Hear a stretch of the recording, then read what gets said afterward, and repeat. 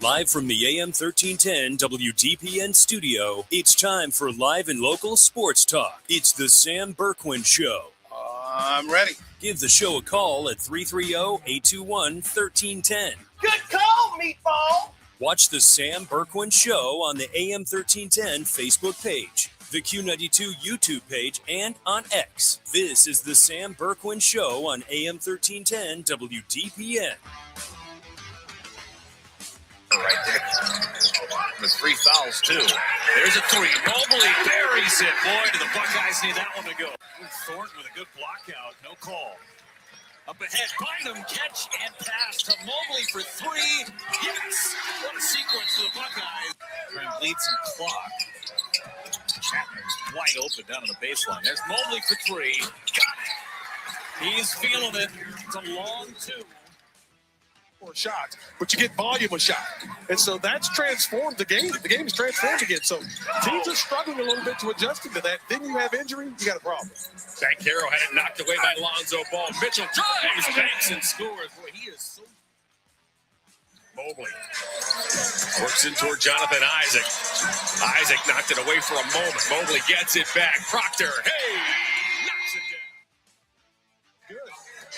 Mitchell cruises into the forecourt. A hesitation move on Penda. He shoots it into the rafters and drops it straight through. Wow, what a shot by Donovan Mitchell. Now they steal it. Here comes Trey. LeBron! Throw it down. And with that, a good afternoon, everybody, and welcome to the Sam Bourquin Show here on AM1310 WDPN. And, of course, we are streaming all over on the Q92 Radio YouTube channel. We got you covered on WDPN X and Facebook and Twitter and all over creation as we come to you live this afternoon from a place where there was no school today and a place where there will be no school tomorrow. But we got basketball for you tonight here over our sister station. Q92 as the Perry Panthers will take on the Canton McKinley Bulldogs. Welcome into the Sam Bourquin Show, everybody. Hope you are making it through. Hope you're having a fantastic day. Let's get the phone lines rolling today. 330-821-1310. That's 330-821-1310. You can text us. You can leave your comments on our Q92 Radio YouTube channel. It has been another snowy, cold day here in Stark County. I see the school closings are rolling in as we speak, and I know Clint will have all those for you throughout the afternoon. I will try to help out there if need be to get the word out. But of course, nowadays, everybody gets alerts at home on their phone or their computer. Or they get a robocall or something. But hey, we're here for you. So just in case, we'll run those school closings down. They are coming in fast and furious, and I think we got in. Heck, I bet we got in about 15 or 20 in the last 10 minutes. They are coming in. So as far as the high school basketball scene tonight, I'm not sure exactly who all is playing and who all is canceled. I do know that Perry McKinley are on tonight. I do know that Central Catholic and Northwest are on tonight.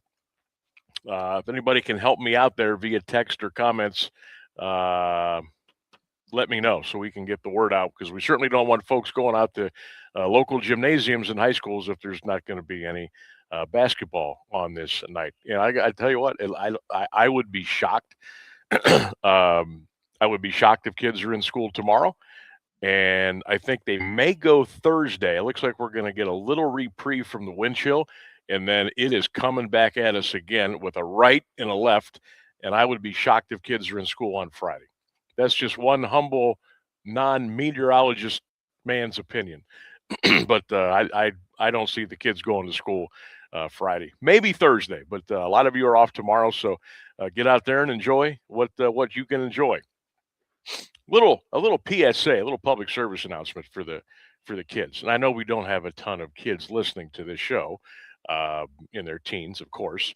But I know we have a lot of moms and dads. We have grandparents and aunts and uncles and coaches and colleagues and all kind of folks listening and watching, and we sure do appreciate that. But youngsters, if you've been off school the last couple of days, maybe walk around your neighborhood with a shovel. And if you notice some folks that are having trouble getting out of their drive, or they can't keep up with the snow, or they've had just some trouble maybe some of our elderly friends in the neighborhood or the area or what have you.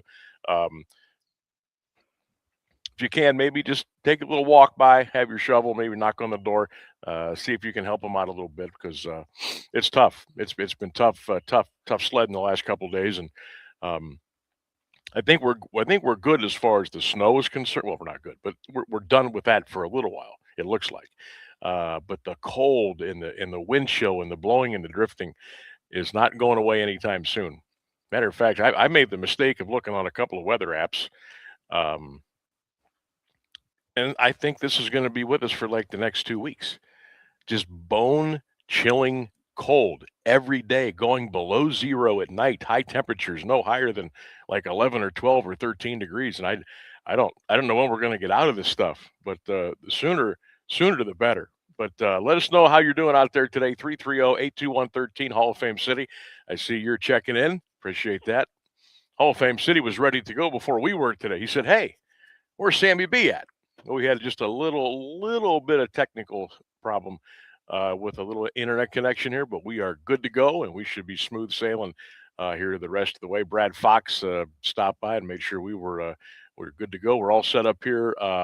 We are actually usually in most gyms we're like midcourt looking down, or on the floor looking across the way at the other side.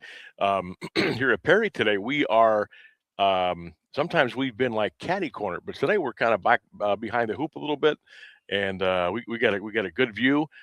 We are if you're down on the floor at the official scores table and you look up to your right, if you're coming to the ball game tonight, that's where we're going to be, up here behind the glass. So we got a great view.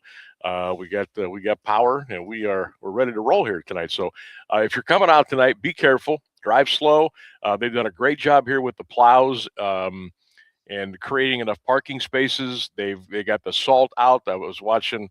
They're getting it ready to go for you. So if you're coming out tonight, take your time, be careful. You'll have plenty of room to park. JV game goes at 5:30 tonight. I'm sorry, 5:30, and the varsity should tip hopefully around 6:45. I'm gonna put a request out tonight for the for the officials in the JV game. No fouls. You can't call a foul in the JV game. You can't. All right. Get it moving. Get it done. Let's tip this thing off at 6:45, and let's all get home and be warm tonight by about 9:15, 9:30. How's that sound? All right. Go ahead. Want a Guinness World Record on that JV game, Sam? Hey, I'm a man of the people, and I just want everybody to be home nice and early tonight and be warm and get ready for another cool night and be ready to attack the day tomorrow. We don't need to be calling fouls in the JV game tonight. Fair. Totally fair. How's that sound? So how's things back at the ranch today? Everybody making it okay and doing their thing? Yeah, as far as I know. It's all good here. Nice and calm like it is after 2 p.m. Our salesperson, Jay, came out and pointed out, and he said, "Man, it gets really quiet here after 2 p.m. And I said, "Yeah, just the way I like it." He said that yesterday. We were talking back in the office. He said, "Boy, it surely gets quiet. Like there's like the normal hustle and bustle. I know when in the early in the morning, and then the midday rolls around and everybody's kind of in. But then like at 2 o'clock, I don't know, man. I mean, does he make that much noise during the day that it's so quiet when it's 2 o'clock? I don't know, but it's like eerily quiet. It's very quiet there at 2 o'clock, but that's okay. It's easier to get work done and move around and do stuff and get things rolling. By the way, the Browns haven't hired a head coach yet, so we got our eyes on that. Oh boy. We got our Sam Bourquin Show poll question of the day. I want to get that out to you before we take it. We're just going to go right to the bottom here because we got a little bit of a late start today. But our poll question today, who has the most dysfunctional franchise in the National Football League? And I didn't want to make this about pounding the Browns, so I made it a true multiple choice question. And if you're watching on the screen, your choices are right there. The Raiders, the Browns, the Jets, or the Cardinals? Who has the most dysfunctional NFL franchise? Get those comments to me on Facebook. You can text them in at 330-924-7088. You can ring in at 330-821-1310. We can have a little conversation. A lot of you have been wanting to maybe get a little steam off today, talking about the Browns following their trials and tribulations. You can also drop your comments on the Q92 Radio YouTube channel on the chat there, and we'll interact with you there as well. So the question today, who has the most dysfunctional NFL franchise? Raiders, Browns, Jets, Cardinals? Get those answers in, and we'll have a little fun here this afternoon on 1310 WDPN. Again, we will follow the Browns coaching search. I got my notes here. We'll talk about a couple more NFL hirings. Hey, you know what we're going to do today? Just a little bit. Kevin Stefanski had his first press conference in Atlanta today. Took to the microphone. We're just going to give you a little bit, like 15, 20 seconds of that today. Matt Ryan introduced him today. He was first class as always, Kevin. He did. Some of the reporters tried to get him to bite on what happened in Cleveland. Was he given a fair chance? He didn't go for it. He said, that's in the rearview mirror. We're looking ahead. We'll hear a little bit from Stefanski. Cavs pick up a nice win last night. Are they getting hot? Are they getting hot right now? Or are they just teasing us and they're going to lose 3 of their next 4? But they got a nice win last night over the Orlando Magic. Buckeyes beat Penn State last night in front of friends and family down at the Schottenstein Center. High school basketball tonight. Lee Foster will be joining me at 5:35 or so. Not a lot of hoops to talk about tonight, so we'll probably take that direction, that conversation in a couple of different directions, but we'll touch on some hoops tonight. We're going to see if we can get a hold of Matt Vall, the Perry head basketball coach. I'm not sure when the Panthers are coming in to today. Obviously, there was no school. I thought the girls were supposed to practice and be done before 2, but I don't know if that actually happened today because I got here. There's a couple of our great custodial folks were here. Matt Fox popped in. Brad Fox, I should say, popped in to check on us for a little bit, and that's it. There is nobody else here but me. So I got the whole gym to myself. All I need is a bed, a TV, a refrigerator, and a microwave, and I'll be good to go. All right, let's take a break. We got the news coming up at the bottom of the hour. Again, we'll get you all caught up to date with all the school closings for tomorrow, some of the cancellations for tonight, and we'll get this thing rolling here on 1310 WDPN. Stay warm, everybody. Come on back.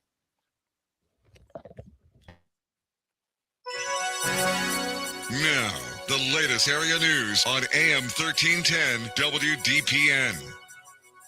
Good afternoon. It's 3:30.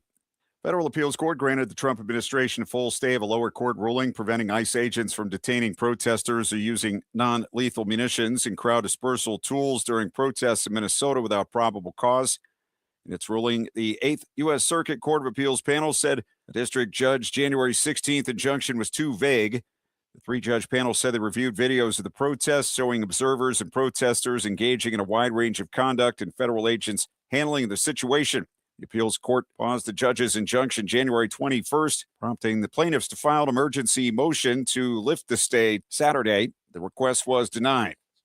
U.S. Central Command has announced a multi-day air power readiness exercise in the Middle East. CENTCOM said Air Force components would conduct the exercise to confirm procedures for rapid movement of personnel and aircraft. The exercise comes days after President Trump told reporters a large naval flotilla was headed in the direction of Iran. U.S. military's Middle East component did not specify the size of the exercise, its geographic footprint, or its intended duration. Another winter storm could hit the East Coast this weekend. The National Weather Service saying forecasts being monitored for increasing potential of another significant winter storm. The Weather Service saying at well below normal temperatures will continue for the eastern part of the U.S. for this week. Record low temperatures to be expected, including in Florida. At least 30 people died due to this week's storm. In New York City, at least 5 were found dead outside amid freezing temperatures. Louisiana officials said 2 men died of hypothermia in Caddo Parish. Teenagers perished in sledding accidents in Arkansas and Texas. More than 500,000 people were without power. President Trump heading to Iowa as the White House tries to focus on affordability ahead of the midterm elections. While in Iowa, the president will visit a local business and deliver a speech at the Horizon Events Center in Clive. Tuesday's trip also highlighting energy policy as part of a plan to have the Republican president travel weekly before the elections. Personal spending rose to a solid pace in November, the last month for which figures were available due to the government shutdown. Gross domestic product increased at a revised 4.4% annualized rate in the third quarter, the most in 2 years. Wages and salaries increased a solid 0.4% in November. The Fed's benchmark for inflation increased 0.2% in both October and November, down nearly a full point from 2024. Ukrainian officials say at least 2 people were killed, 20 injured from Russian strikes on the Odessa region. Ukraine's largest private energy company says strikes damaged a facility supporting Odessa's power grid. ABC's Patrick Reeville has the latest. President Zelensky warned that such attacks undermine peace talks to end the war at a moment when there has been renewed diplomatic activity. Ukraine, Russia, and the U.S. held trilateral talks for the first time since Russia's full-scale invasion over the weekend in Abu Dhabi. And the two sides are meant to meet again this coming weekend, according to Ukrainian officials. 16 degrees at 3:33 for WDPN News. I'm Clint Marshall. Meteorologist Mark Johnson has the latest forecast on AM 1310 WDPN. Not much of a warm-up for the afternoon. A high of 17 degrees, wind chills below zero through the afternoon. Some bursts of snow here and there as well. Overnight, a cold weather advisory kicks in. A low of -3, a wind chill to -15. From the 3 News Weather Center, I'm Mark Johnson.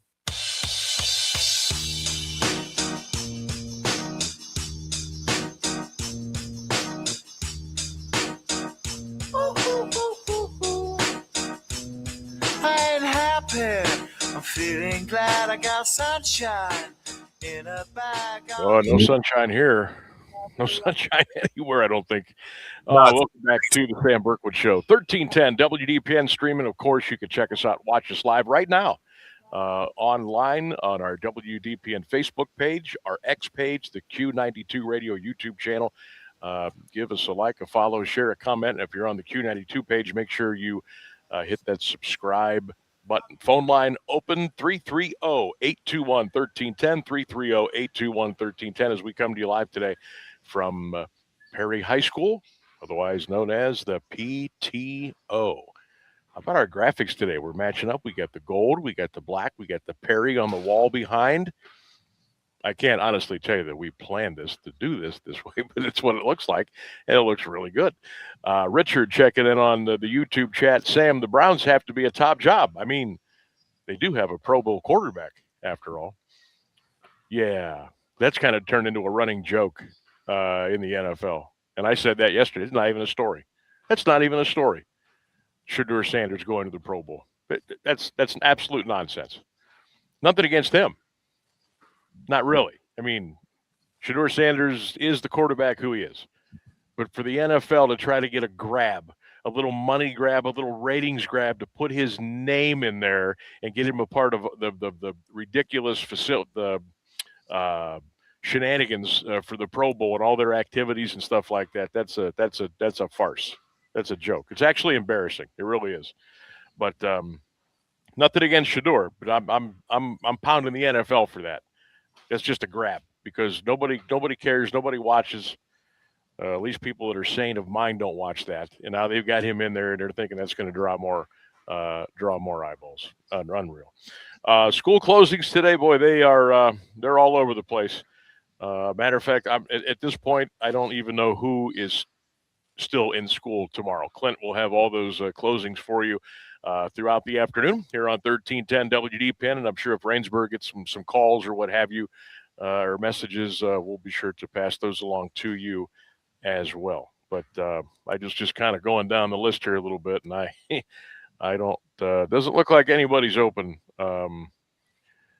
for tomorrow.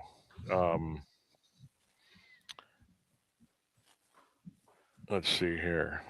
I just got a kick out of Perry Local on Facebook. They, I tell you what, I will say this: the school, and I don't know when this started, but the photo, the memes, the whatever you call them, announcing that school has been canceled are really top notch. I mean, some of these schools have gone to videos, they've gone to like still photos, memes. I got to tell you, man, tomorrow I might vote. We might put a vote out. Which school district has the best memes for calling off school on social media? There are some really, really good ones out there. Like, a lot of time was put into it. They're really good. Louisville's got a cool one up for tomorrow. It's got a dog and a toboggan hat, and the dog is holding hot chocolate with marshmallows, and it's pretty cool. North Canton put one out just of a bunch of snow plows in action around some of the North Canton city schools. Perry's got one. It's like the billboards you see when you're driving around town, and it says, "When Mother Nature strikes, we strike back, and we'll make them close school on Wednesday, January the 28th." Oh, that's really good. That's really good. Central Catholic just closed. Clint and Rainsburg or what have you back there at the studio. I just got that alert from the school. Canton Central Catholic closed again tomorrow. Okay, I'm gonna make sure Clint has that. Yeah, see there? I'm even helping out on remote today. How good am I? Let's see here. Doug says, according to my app, it's supposed to be a balmy 33 degrees on February the 5th. Before that, a few more days in the 20s. I get to see our guy Doug out here tonight. He'll be doing the PA announce. He's been doing the PA announcing here for Perry for gosh. Let me do the quick math here. I broke into the business in '90, started doing games, and I bet Doug's been here for. Let's see, who was the guy before? I can't remember. Had the real deep, gravelly voice, and I think he also did the PA over at the football stadium. But Doug's been doing it for quite a while. Does a great job. So looking forward to seeing Dougie here. Got some young men out there throwing the ball around, getting some shots up. I don't know if that's JV kids or varsity kids or whatever, but they're out there getting some shots. So you do hear a little bit of noise in the background here.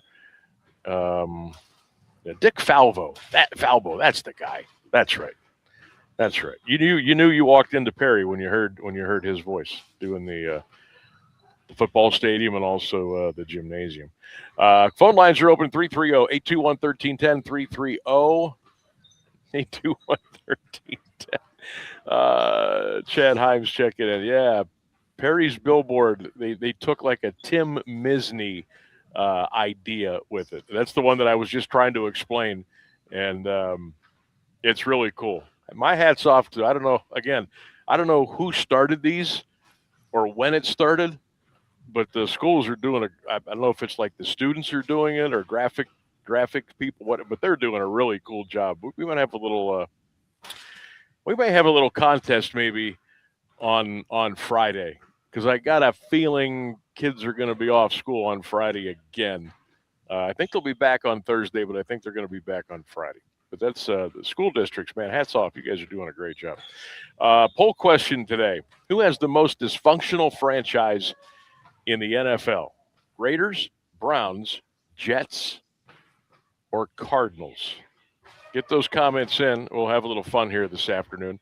No news on the Browns. Dayton Shieldhouse interviewed with the Buffalo Bills last night after he interviewed with the Browns. Haven't heard anything there. There's been a couple of other moves today with as far as coordinators and some stuff in the NFL. And we will get to all that here coming up throughout the show. We will be with you until 6. And then tonight, by the way, Christian's game got canceled tonight. West Branch and Alliance, that was supposed to be tonight here on 1310 WDPN. That game got canceled. We will have McKinley Perry tonight over on Q92 Radio and, of course, Q92radiosports.com around 6:45 tonight. What do you think, Rainsburg? Should we simulcast the Perry-McKinley game tonight on 1310? I have them on both stations. How about that? I think that'd be cool, but yeah, that'd be fun. I'm ahead for that. That would be fun. Just send Keller a text and see how complicated that would be. Probably way more complicated than it needs to be. Exactly. Lake and Green postponed. You know what? I think there's only going to be 2 games in the county tonight. I think everybody has canceled.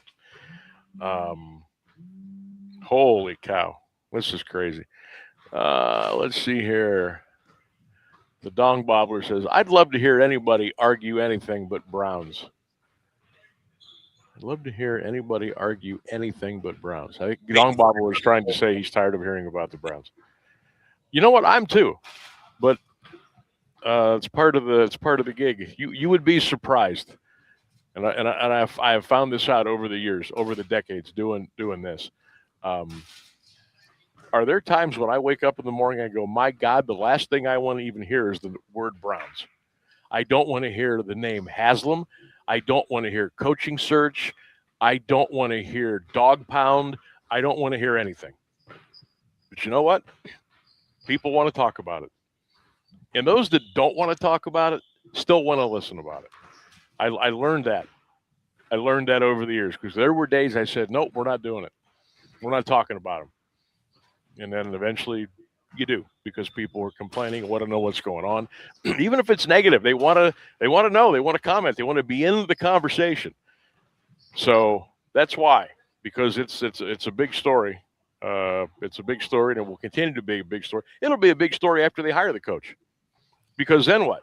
Now you get to see the true dysfunction of the Cleveland Browns and how it's going to look after they bring in their new guy, and then all the other crazy stuff starts.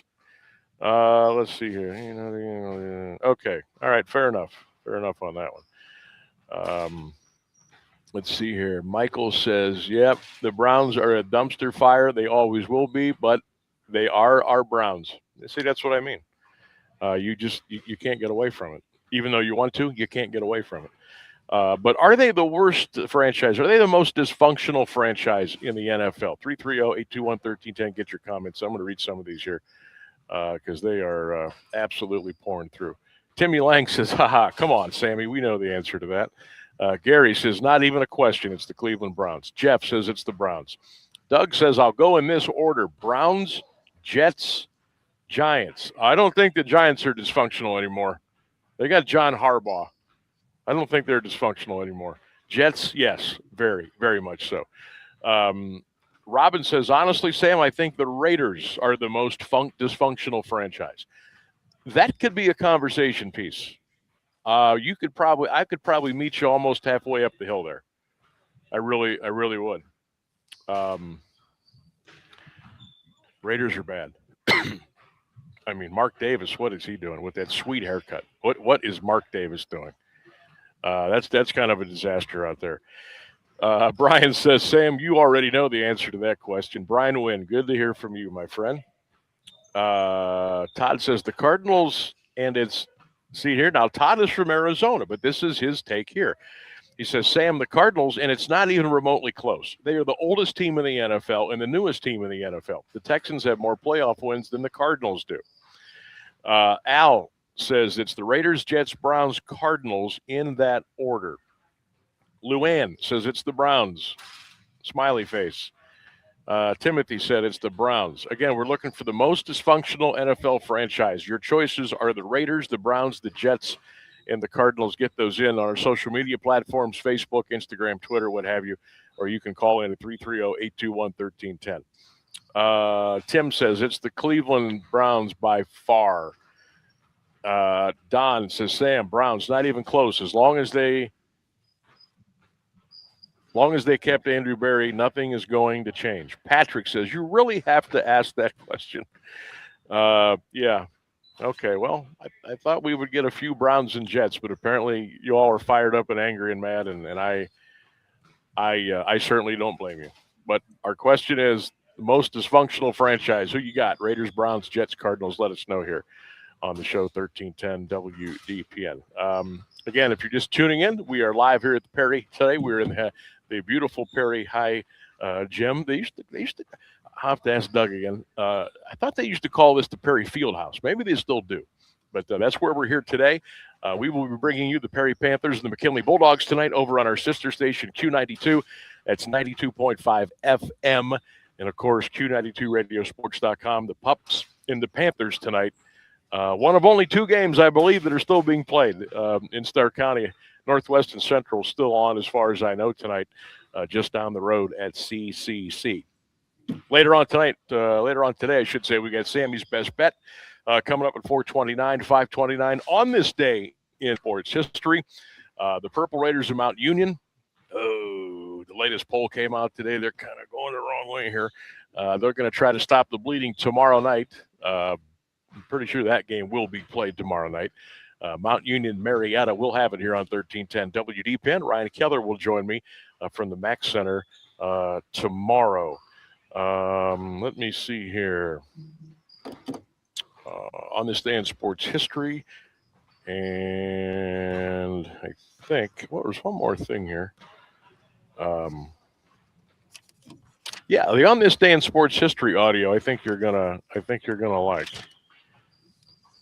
It involves Brad Daugherty and Bill Lambier. May have been a couple punches thrown. All right, but that's coming up here at 5:29 here on the Sam Bourquin Show. Right now, we're going to step away, take a break. 3:49 here is the time. Phones are open, 330-821-1310. Get in here on the internet, on the stream, get your comments in.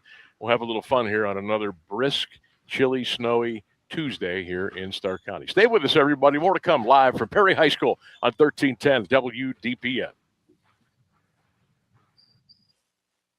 Of all the ways to get ahead in life, we're one of them, and we're legal.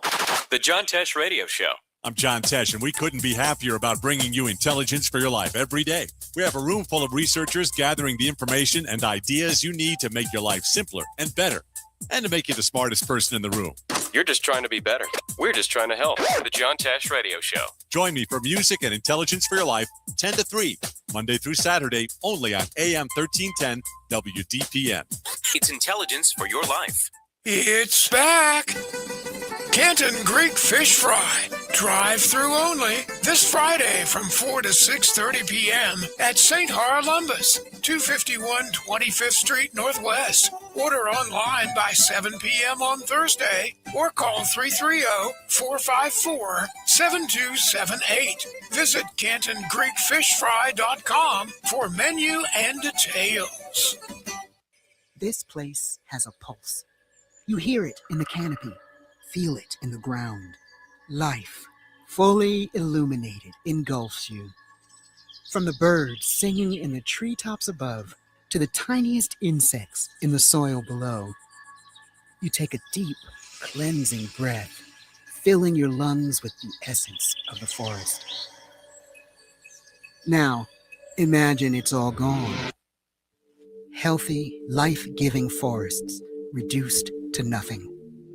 No singing birds, no lush canopy, and water and food in short supply around the world.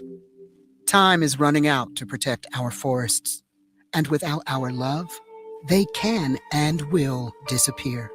It's our choice. Love it or lose it. Help protect our forests. Visit World Wildlife Fund at wwf.org/love. High school basketball is on AM 1310 WDPN all season long. Brought to you by SARTA.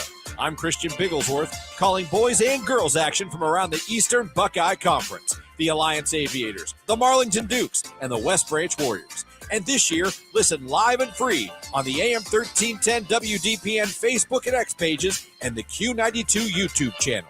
High school basketball, powered by SARTA on AM 1310 WDPN.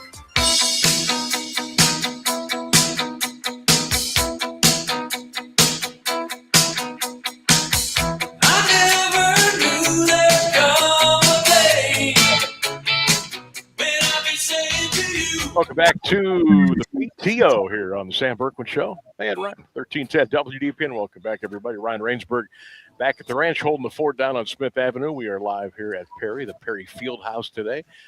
Don't forget later on tonight on Q92, Perry and McKinley High School Hoops tonight. You can join myself and Lee Foster. Sam, can the NFL make executive orders to revoke a franchise from an owner? This team will be garbage until Jimmy is gone.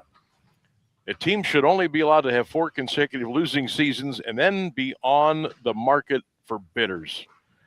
You know, they would never do anything like that, Don, but I absolutely love your thoughts. Matthew says, go Sam, have fun at the Perry game tonight. Matthew, good to hear from you, buddy. Sean says, Jimmy Haslam is going to pick a winner. We're getting stuck with gym shorts. I like that. I like that. Jim Shorts. Get that. Good job, Sean.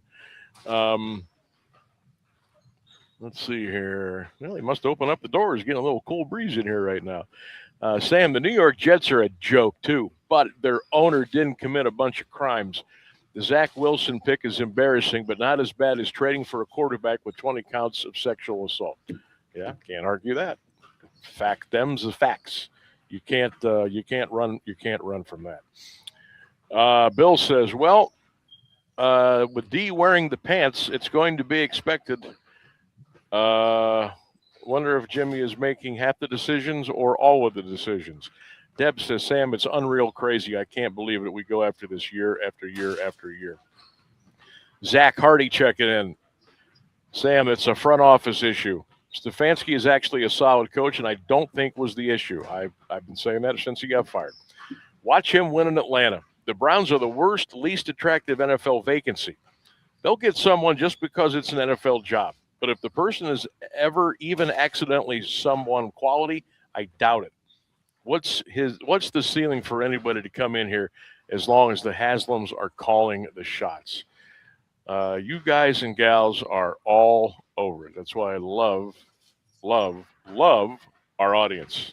It's they understand. You guys understand. You get it. You're frustrated. You're annoyed. You're angry. You're sad. You're still a fan, but you're angry. You want answers. We all want answers. Have you ever thought about just giving up on the Browns? Have you ever thought about just saying that I'm done? and not necessarily, I'm going to approach this two ways. Have you ever thought about saying, you know what, I'm done. I wash my hands. You're not getting any more of my money. I'm not going to the games. I'm not buying merchandise. I'm not buying I'm out. I'm done. No more tailgating. No more. I'm not going to do PSLs. I'm done. Have anybody reached that point yet, or are you getting close to that? In the next branch off of that tree, would you root for somebody else, or would you just stop with the Browns and just still be a football fan, but not really take your allegiance somewhere else?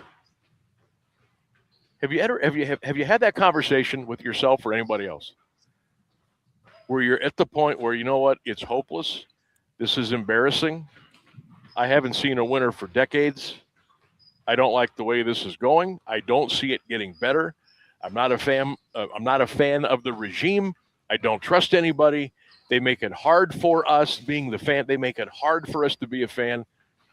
Has anybody gotten to the point where they just want to wash their hands of the Browns and walk away? And then would you go be a fan of another team, or just kind of kick back? Mick says, I am getting close to that.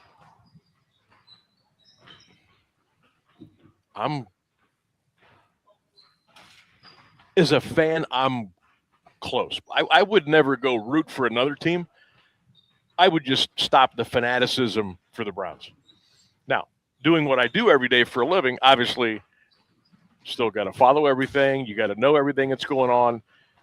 You interview, you do your prep, you do your homework, you watch the stories, you listen to you stay in it, because you can't not do what I do, what others do in this business, and not cover it and pay attention to it. You have to do what you have to do. But as far as just being a fan,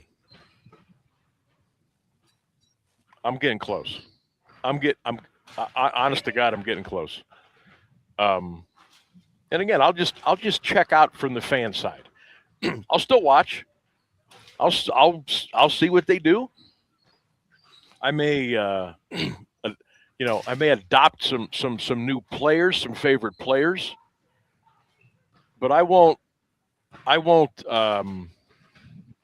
outside of work, I won't carve out extra time to be the hardcore fan of the Cleveland Browns like I once was. unless they get things turned around. And this isn't. People say, "Well, once you get off the boat, you're off the boat. Don't get back on the boat when they get good again." No, that's not even a starter for a conversation. We've all been on the boat for decades. Some of us longer than others. Some of us a shorter time than others. And if we want to get off the boat because we're sick and tired of it, we're getting off the boat.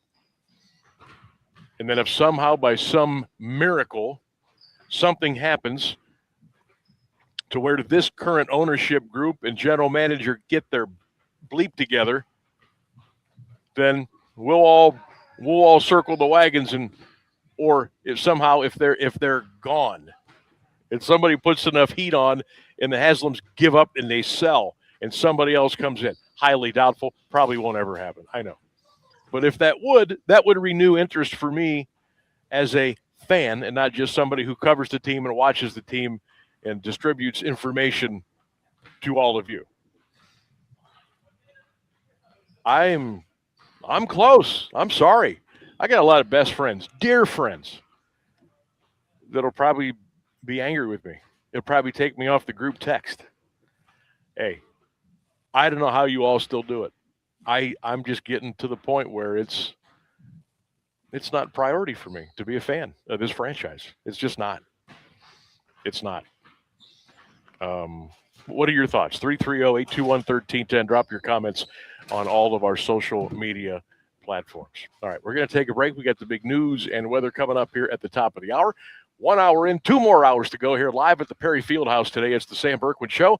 Stay warm, everybody. Keep it locked. 1310 WDPN. Stay with us. Keeping Alliance entertained and informed for over a half a century. AM 1310 WDPN Alliance.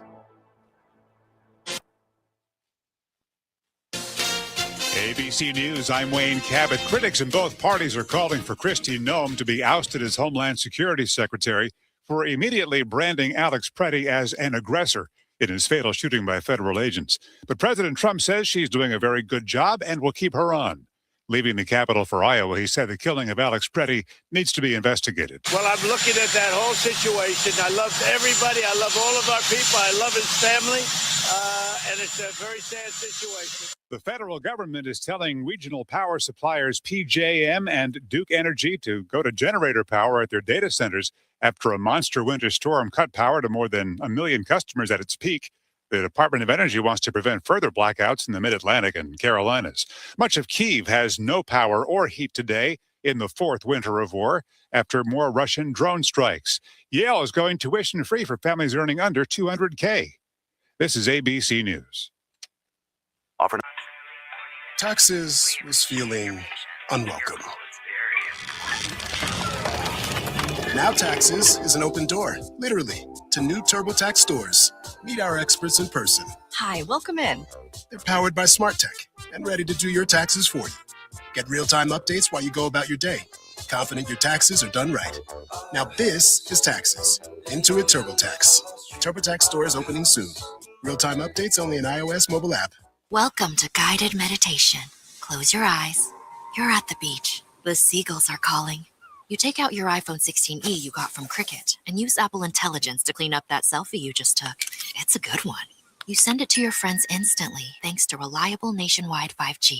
They're totally jealous. Get iPhone 16e for $49.99 when you switch. Smile, you're on Cricket. Requires new line on the Supreme Unlimited plan. For service charge and tax to its sale. $25 activation fee. Terms and restrictions apply. Cricket 5G is not available. Now, the latest Alliance area news from Clint Marshall on AM 1310 WDPN. Good afternoon. It's 4:02. Extreme cold is continuing across northeast Ohio. The National Weather Service says cold weather advisory is in effect from 7 tonight through 11 Wednesday morning for Stark, Carroll, Columbiana, Mahoning, Portage, Summit, and Tuscarawas counties. Wind chills could drop as low as 21 below zero, making frostbite and hypothermia a serious risk. Authorities urge residents to dress in layers, wear hats and gloves, keep pets indoors, and check on elderly, family, or neighbors. This weekend's winter storm occurred during the anniversary of an infamous blast of wintry weather, the blizzard of 1978. AM 1310 WDPN morning host Rex Combs, then working in sales at WQIO in Canton, had recently moved to the area from West Virginia and was the proud owner of a new car. The snow just kept coming and coming and coming, and we had to dig her out 2 or 3 times over the course of all those days that we were so snowed in. And it made me question, did I make the right move by coming up here? The blizzard hit the Ohio Valley between January 25th and 27th and was the worst storm in state history, leaving 51 people dead. Prompted the National Guard to make numerous rescues and shut down the Ohio Turnpike for the first time in its history. Unemployment up slightly in Stark County. Ohio Job and Family Services reports the December jobless rate at 4.4%, up from 4.1 in November, below 4.6 in December 2024. Carroll County also saw an increase to 4.4%. Columbiana rose to 4.6%. Mahoning climbed to 4.8%. Portage County's rate rose to 4.4%. Ohio's unemployment held steady at 4.5%. Kansas City School District moving ahead with cuts to address a budget shortfall. During a special meeting Monday, the Board of Education approved a plan to reduce spending by more than $17 million over the next 2 years. Reductions include cutting transportation costs, eliminating more than 70 administrative, classified, and certified positions, and consolidating or closing school buildings. The plan must be submitted to the Ohio Department of Education and Workforce by the end of the month.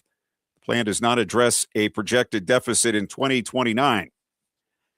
The City of Alliance moving forward with a new housing project on the north side. Build Ohio plans to construct 10 single-family homes in the Liberty Heights area on vacant lots cleared through the city's blight removal program.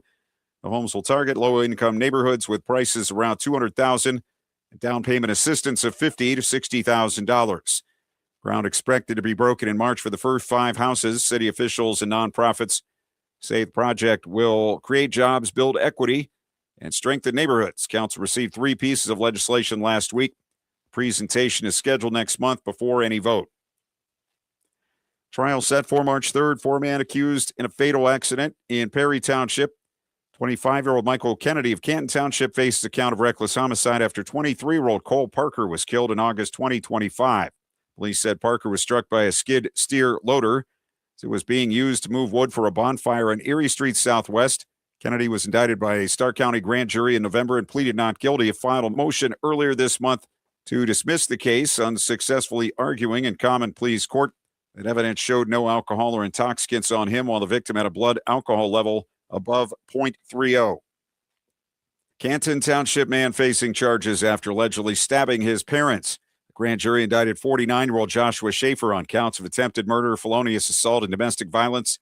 Deputies say Schaefer was taken into custody at his family's home on Carnwise Street Southeast December 3rd, where both of his 71-year-old parents were found with stab wounds.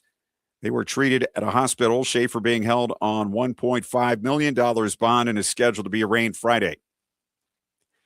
Canton police say a man is behind bars after threatening a security guard with a gun. 23-year-old Malachi Page of Akron was arrested Saturday after the alleged incident at the All Day Cafe on Maple Avenue Northeast. Police say he threatened to shoot but was stopped by other security staff. Page also accused of giving a false name during his arrest and was found with 27 oxycodone pills. He faces charges including felonious assault and aggravated menacing. He's scheduled for arraignment today in Canton Municipal Court. With the February 4th filing deadline near, attention turning to Ohio's 6th Congressional District. Incumbent Republican Michael Rowley of Salem running for re-election. Challenging him in the Democratic primary, Malcolm Ritchie of Dover, Julie Kelly of Sherrodsville, and William Kinnick of Alliance. 3 other Democrats, Adrian Vitus of Poland, Sean Connolly of Canfield, and Sam Barrick of Minerva, have filed for potential runs.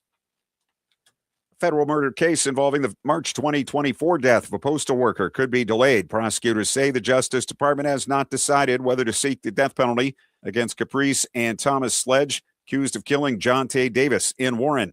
Judge has given the government until March 15th to respond to defense requests, and the February trial date could change.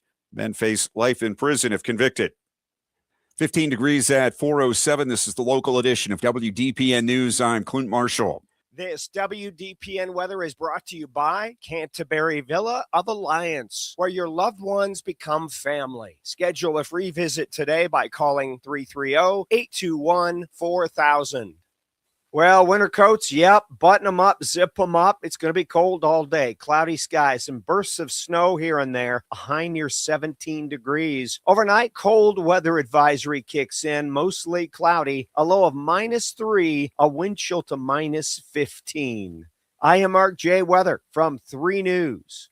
Send your loved ones to a place that cares and a place that they can trust. They'll find a place that feels like home at Canterbury Villa in Alliance. They will provide the highest level of care to their residents when it comes to skilled nursing, rehabilitation, long-term care, and Alzheimer's care. At Canterbury Villa, your loved ones become family. Located on Freshley Avenue, schedule a free visit today by calling 330-821-4000 and ask for Samantha Nutter. At Canterbury Villa, they walk the talk. Live from the AM 1310 WDPN studio, it's time for live and local sports talk. It's the Sam Bourquin Show. I'm ready. Give the show a call at 330-821-1310. Good call, meatball. Watch the Sam Bourquin Show on the AM 1310 Facebook page, the Q92 YouTube page, and on X. This is the Sam Bourquin Show on AM 1310 WDPN. Boy, playing fire right there. With 3 fouls, too. There's a 3. Mobley buries it. Boy, do the Buckeyes need that one to go. Thornton with a good block out. No call. Up ahead, Bynum, catch and pass to Mobley for 3. Yes! What a sequence for the Buckeyes. Trying to lead some clock. Chapman's wide open down on the baseline. There's Mobley for 3. Got it. He's feeling it. It's a long 2. For shots, but you get volume of shot. And so that's transformed the game. The game is transformed again. So teams are struggling a little bit to adjust to that. Then you have injury, you got a problem. Zach Harrell had it knocked away by Lonzo Ball. Mitchell drives, banks, and scores. Boy, he is so... Mobley works in toward Jonathan Isaac. Isaac knocked it away for a moment. Mobley gets it back. Proctor, hey! Knocks it down. Mitchell cruises into the forecourt. A hesitation move on Penda. He shoots it into the rafters and drops it straight through. Wow, what a shot by Donovan Mitchell. Now they steal it. Here comes Drake. LeBron. Throw it down.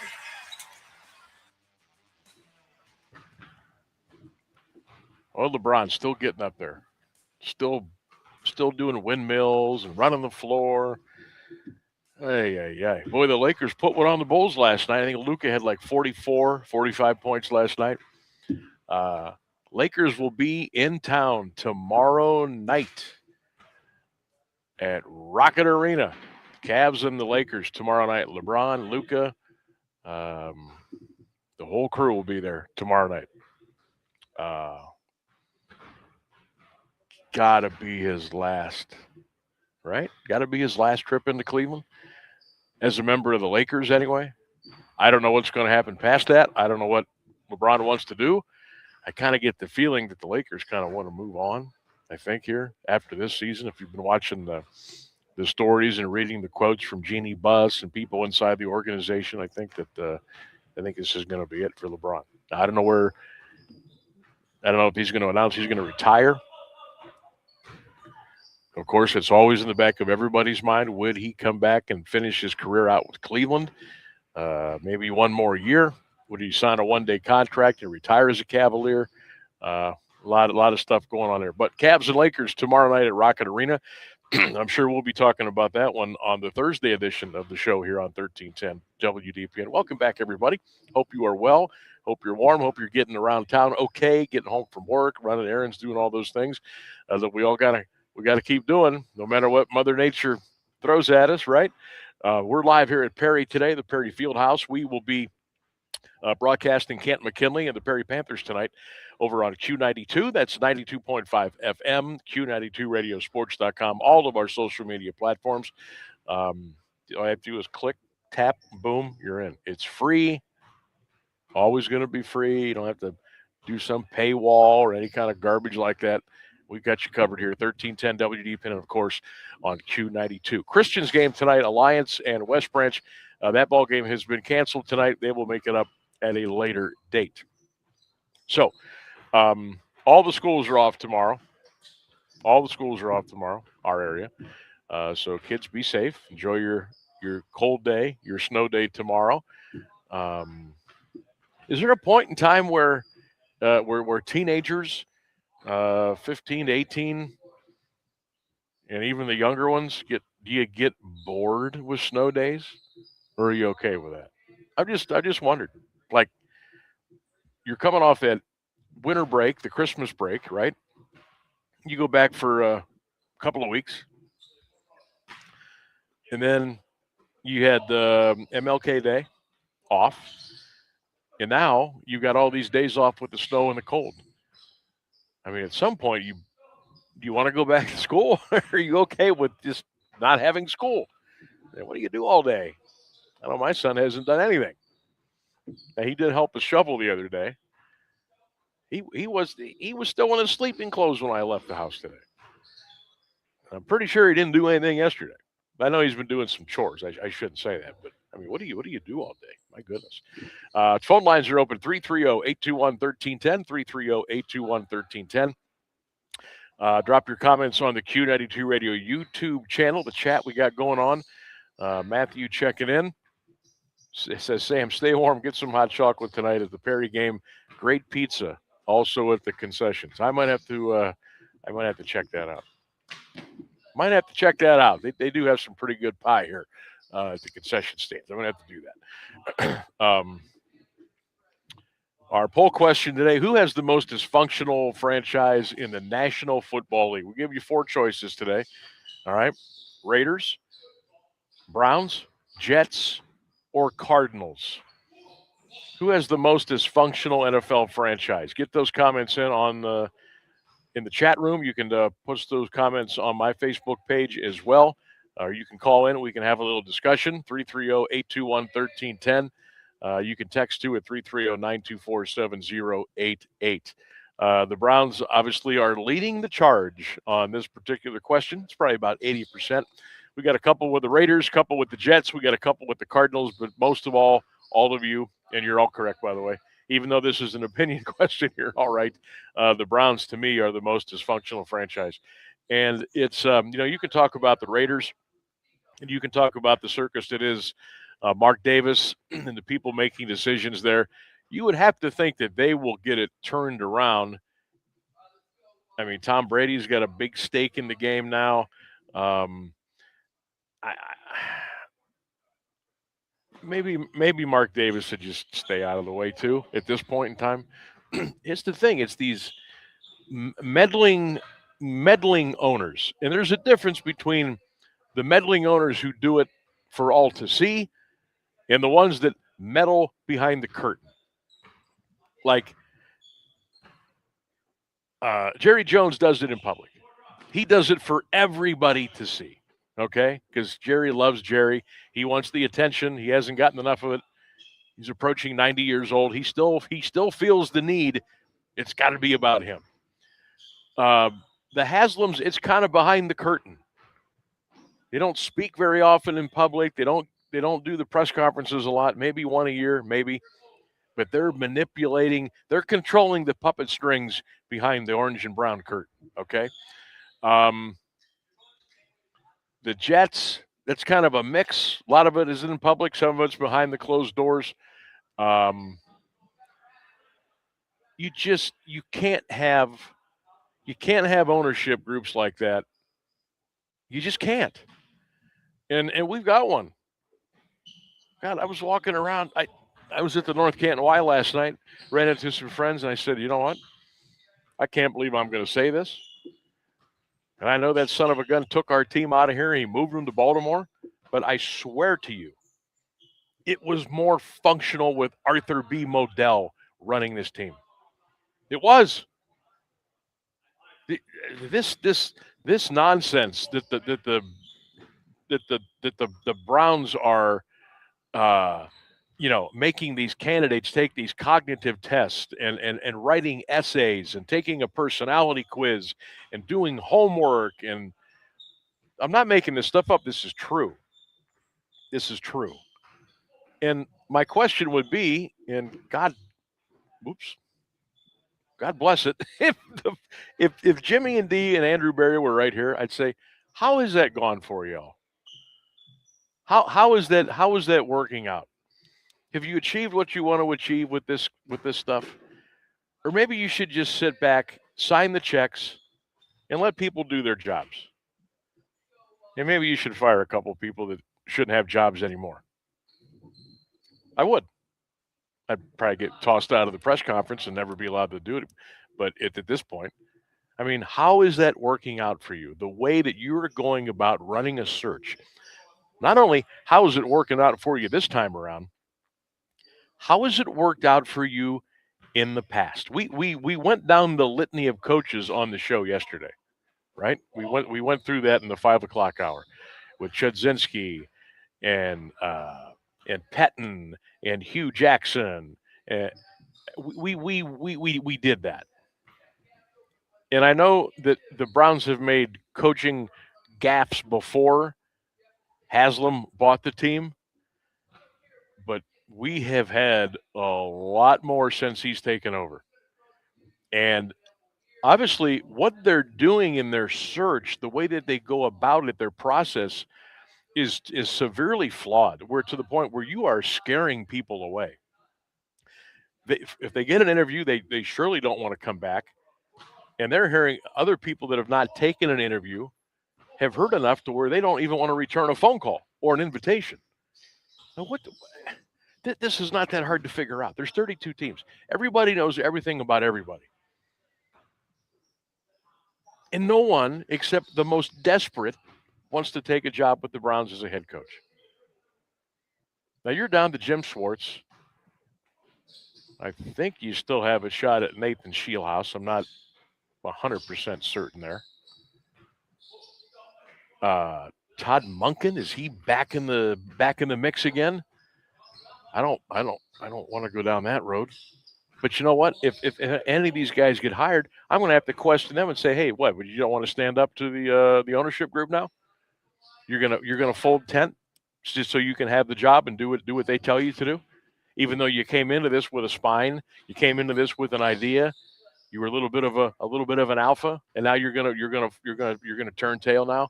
Oh, okay. I'll do what you want. I want the job. Well, good for you. You got a nice salary coming now. That's about all you're gonna get. Why is this turned into what it's turned into? Does anybody have any idea why it has to be this way? Why is it this way? Why do other organizations figure it out and the Cleveland Browns don't? And I know the Raiders haven't, and the Jets haven't. Arizona Cardinals are having trouble. But I'm worried about the Cleveland Browns. Why is it so damn difficult for us to get a coaching search together and do it the right way and hire the right people and get out of the way? Why is that so hard? Does anybody have any idea? I would love to hear it. 330-821-1310, 330-821-1310. Mick checking in says, Sam, the Cardinals are the most dysfunctional franchise in the NFL. Drew says the Las Vegas Raiders are the most dysfunctional in the NFL.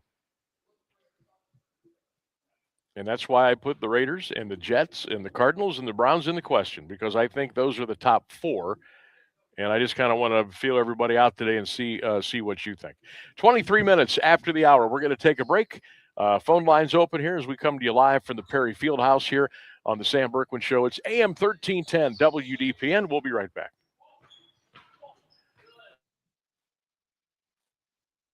Looking to launch a career in the skilled trades but don't know where to begin? Part-time service in the Ohio Army National Guard can help. You can kickstart your career by enlisting in one of our many trades-based jobs. Get paid to learn these skills and gain on-the-job training when you report to your unit 1 weekend a month or 2 weeks in the summer. To learn how the Guard can pay for your civilian trade certification, visit nationalguard.com/OH. Sponsored by the Ohio Army National Guard in coordination with the Ohio Association of Broadcasters and this station. This place has a pulse. You hear it in the canopy, feel it in the ground. Life, fully illuminated, engulfs you. From the birds singing in the treetops above to the tiniest insects in the soil below. You take a deep, cleansing breath, filling your lungs with the essence of the forest. Now, imagine it's all gone. Healthy, life-giving forests reduced to nothing. No singing birds, no lush canopy, and water and food in short supply around the world. Time is running out to protect our forests, and without our love, they can and will disappear. It's our choice. Love it or lose it. Help protect our forests. Visit World Wildlife Fund at wwf.org/love.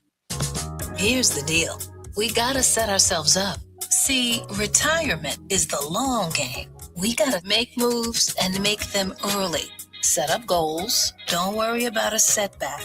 Just save up and stack up to reach them. Let's put ourselves in the right position. Pre-game to greater things. Start building your retirement plan at thisispretirement.org. Brought to you by AARP and the Ad Council.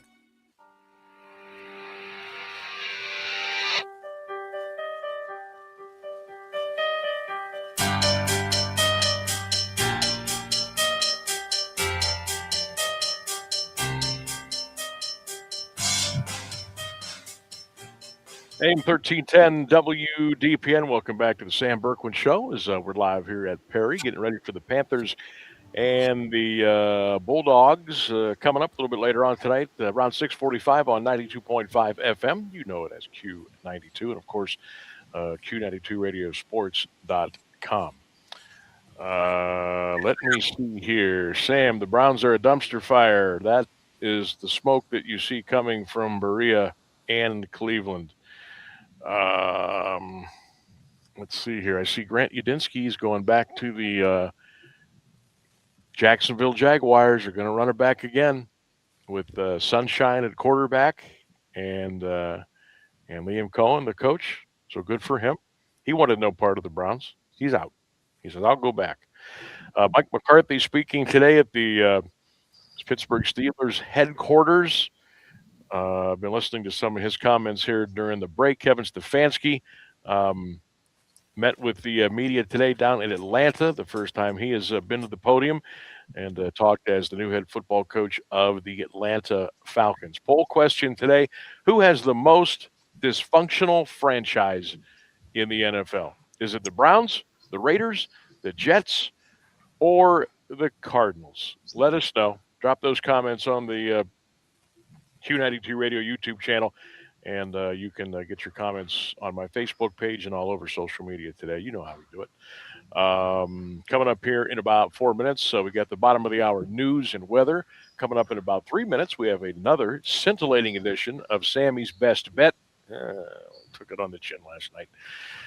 So our short two-game win streak, short-lived, but we'll see if we can come back tonight and get things rolling. I got one on the phone, Sam. Who we got? Got a live one on the phone. Got a live one on the phone. Yep. Must be Marlin. All right, you're on the Sam Bourquin Show, 1310 WDPN. Whoever you are, good afternoon and welcome in. What do you got? Hey, Sam. Hey. Hope you're doing well this and keeping warm. I am. I'm inside the Perry gym. They got the heat turned on here. I'm good to go. What's on your mind tonight? This sounds like Henry. Yes, it is. Yes, it is. How's things in your world? Okay. Just wonderful. Okay, good. What's on your mind today, Henry?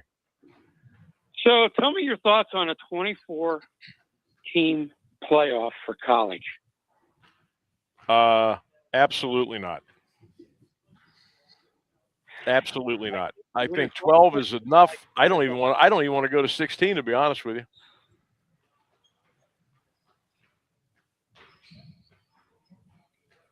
I think because of money, that's where it's going to go. Oh, you think it's going to go to 24? Yep. Wow. Man.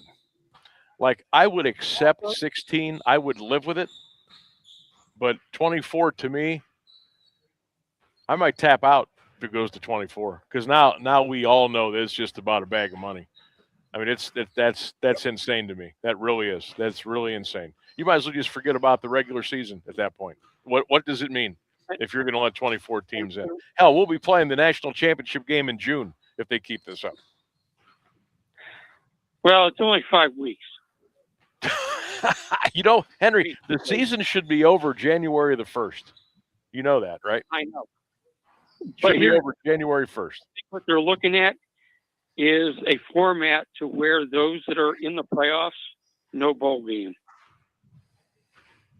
So in other words, if you're outside that 24 range, you'll get to go to a bowl game. That's it. I don't like it. We don't need to go to 24. We don't need more bowl games. We don't need to make the season longer and put these kids. The Indiana Hoosiers played 16 games, Henry. That used to be an NFL season. They've played 16 games. Now they won the championship. They got things done. They got the right guy in charge. They spent wisely. They got the right kids to come in and buy in and play hard, and they were the best team in the league, or the best team in the country. But I'm going to call no on the 24. I just think I think 16 games, to be honest with you, is too many for college football. I think it's too many for a team to play. That's just me. Probably. But I just don't. I don't. And I know who's pushing this narrative. It's the Big Ten, Big Ten/SEC. They want this thing to go to 24. And to me, it's all about money too. It is. It's all about money. And I say no to the 24. I'll work with the 16, but you better play more games on campus. You better not stretch the season out any further. And you better find a way to get it done by January 1. That night. That's when we need to play the national championship game and forget about all this other crap. Just let's do what's right for the consumer for once. By the way, did you get my message on Messenger? Yeah, I did. About Youngstown Ursuline? Yes. Yeah, I did. I did see that. Yeah. So basically, looks like they're still going through the pains of what happened. Well, yeah, and here's what's going to happen. Right now, it's looking like, because see, right now they can't have school because of the federal court order. I don't know if you're aware of that or not. They can't have school? Yes, because they have sequestered the whole entire administration, principal, everybody. So you're telling me that Youngstown Ursuline is not holding classes right now for anybody? Like nobody's in the school? Correct. Because of this. First I heard of that. Because they wanted to settle out of court. And so they have to go before the court magistrate to get this worked out beforehand. So they can't have anybody, basically the principal, the assistant principal, the AD, everybody in the top level, including the secretaries, cannot be in the school. They have to be all in this meeting. But there are kids in school, right? Like there's kids going to class and there's other people there to teach them, right? They haven't like shut everything down, right? They have shut it down because there's no administrators there. Because there has to be an administrator there in case something happens. So where are these kids going to school right now? School's canceled right now. Wow, I'm gonna have to look into that. That just sounds crazy to me. Like, cause you got the basketball teams out, playing. I don't know what other winter sports teams. They're out playing. Yeah, but so they're playing, but nobody's going to class. Nobody's going to school. Exactly. Oh, no, what a mess! I'll have to do some digging. Henry, I'm running late behind the bright. I got to get to the news and weather, but I appreciate the call and be in touch with any other information that pops up. Okay. Yeah, send me a text message as to a follow-up. So, okay, we'll do that. Henry, thank you. I appreciate it. All right, we got to get to the bottom of the hour news and weather next. 1310 WDPN.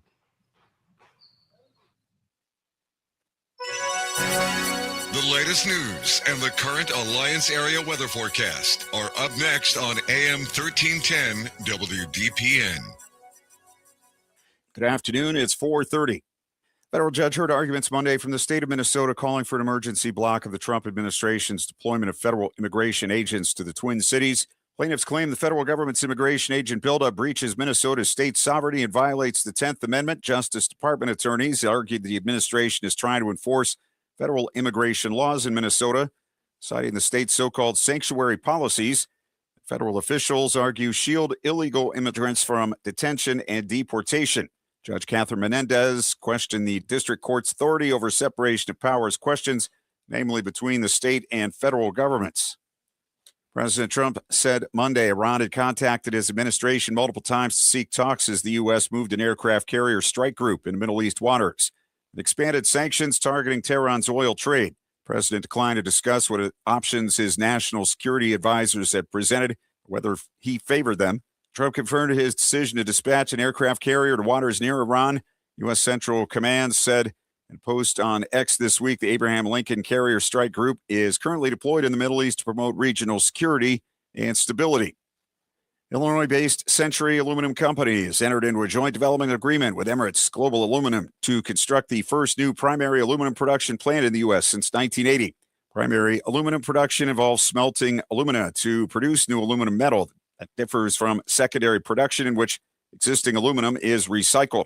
The new plant to be built in Inola, Oklahoma, expected to produce 750,000 tons of aluminum per year, larger than previously envisioned and more than doubling current U.S. production. Century said the plant will create 1,000 permanent direct jobs at the facility and 4,000 during construction. China was the largest producer of primary aluminum last year.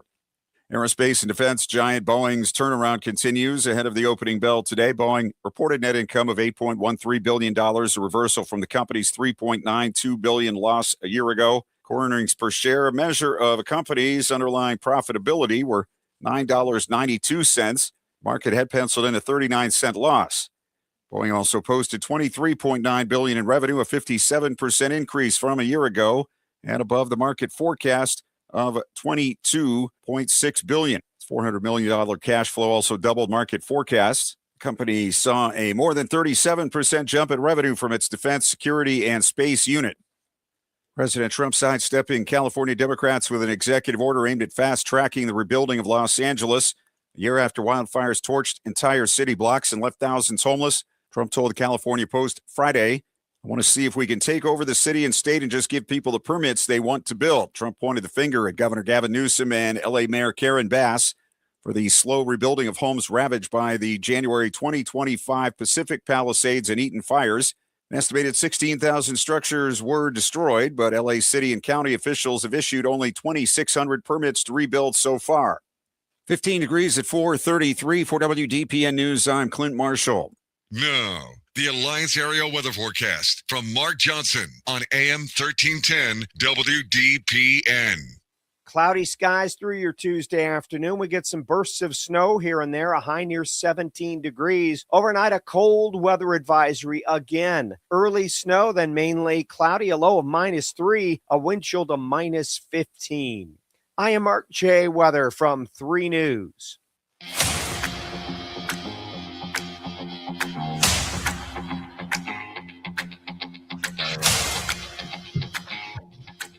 Welcome back, everybody. The Sam Bourquin Show continues here as we are live at Perry. You can see behind me there. We are at the Perry Fieldhouse. Don't forget tonight, Q92, 92.5 FM. We will have high school basketball tonight. One of the few games remaining in the county tonight because of all the cancellations. We'll have the Panthers and the Camp McKinley Bulldogs tonight. Lee Foster will join me for the play-by-play tonight at 6:45 over on Q92. All right, it is time for Sammy's Best Bet. We ran over the bottom of the hour there a little bit, so we had to get to the news, and now we're back here on the other side, getting ready to go.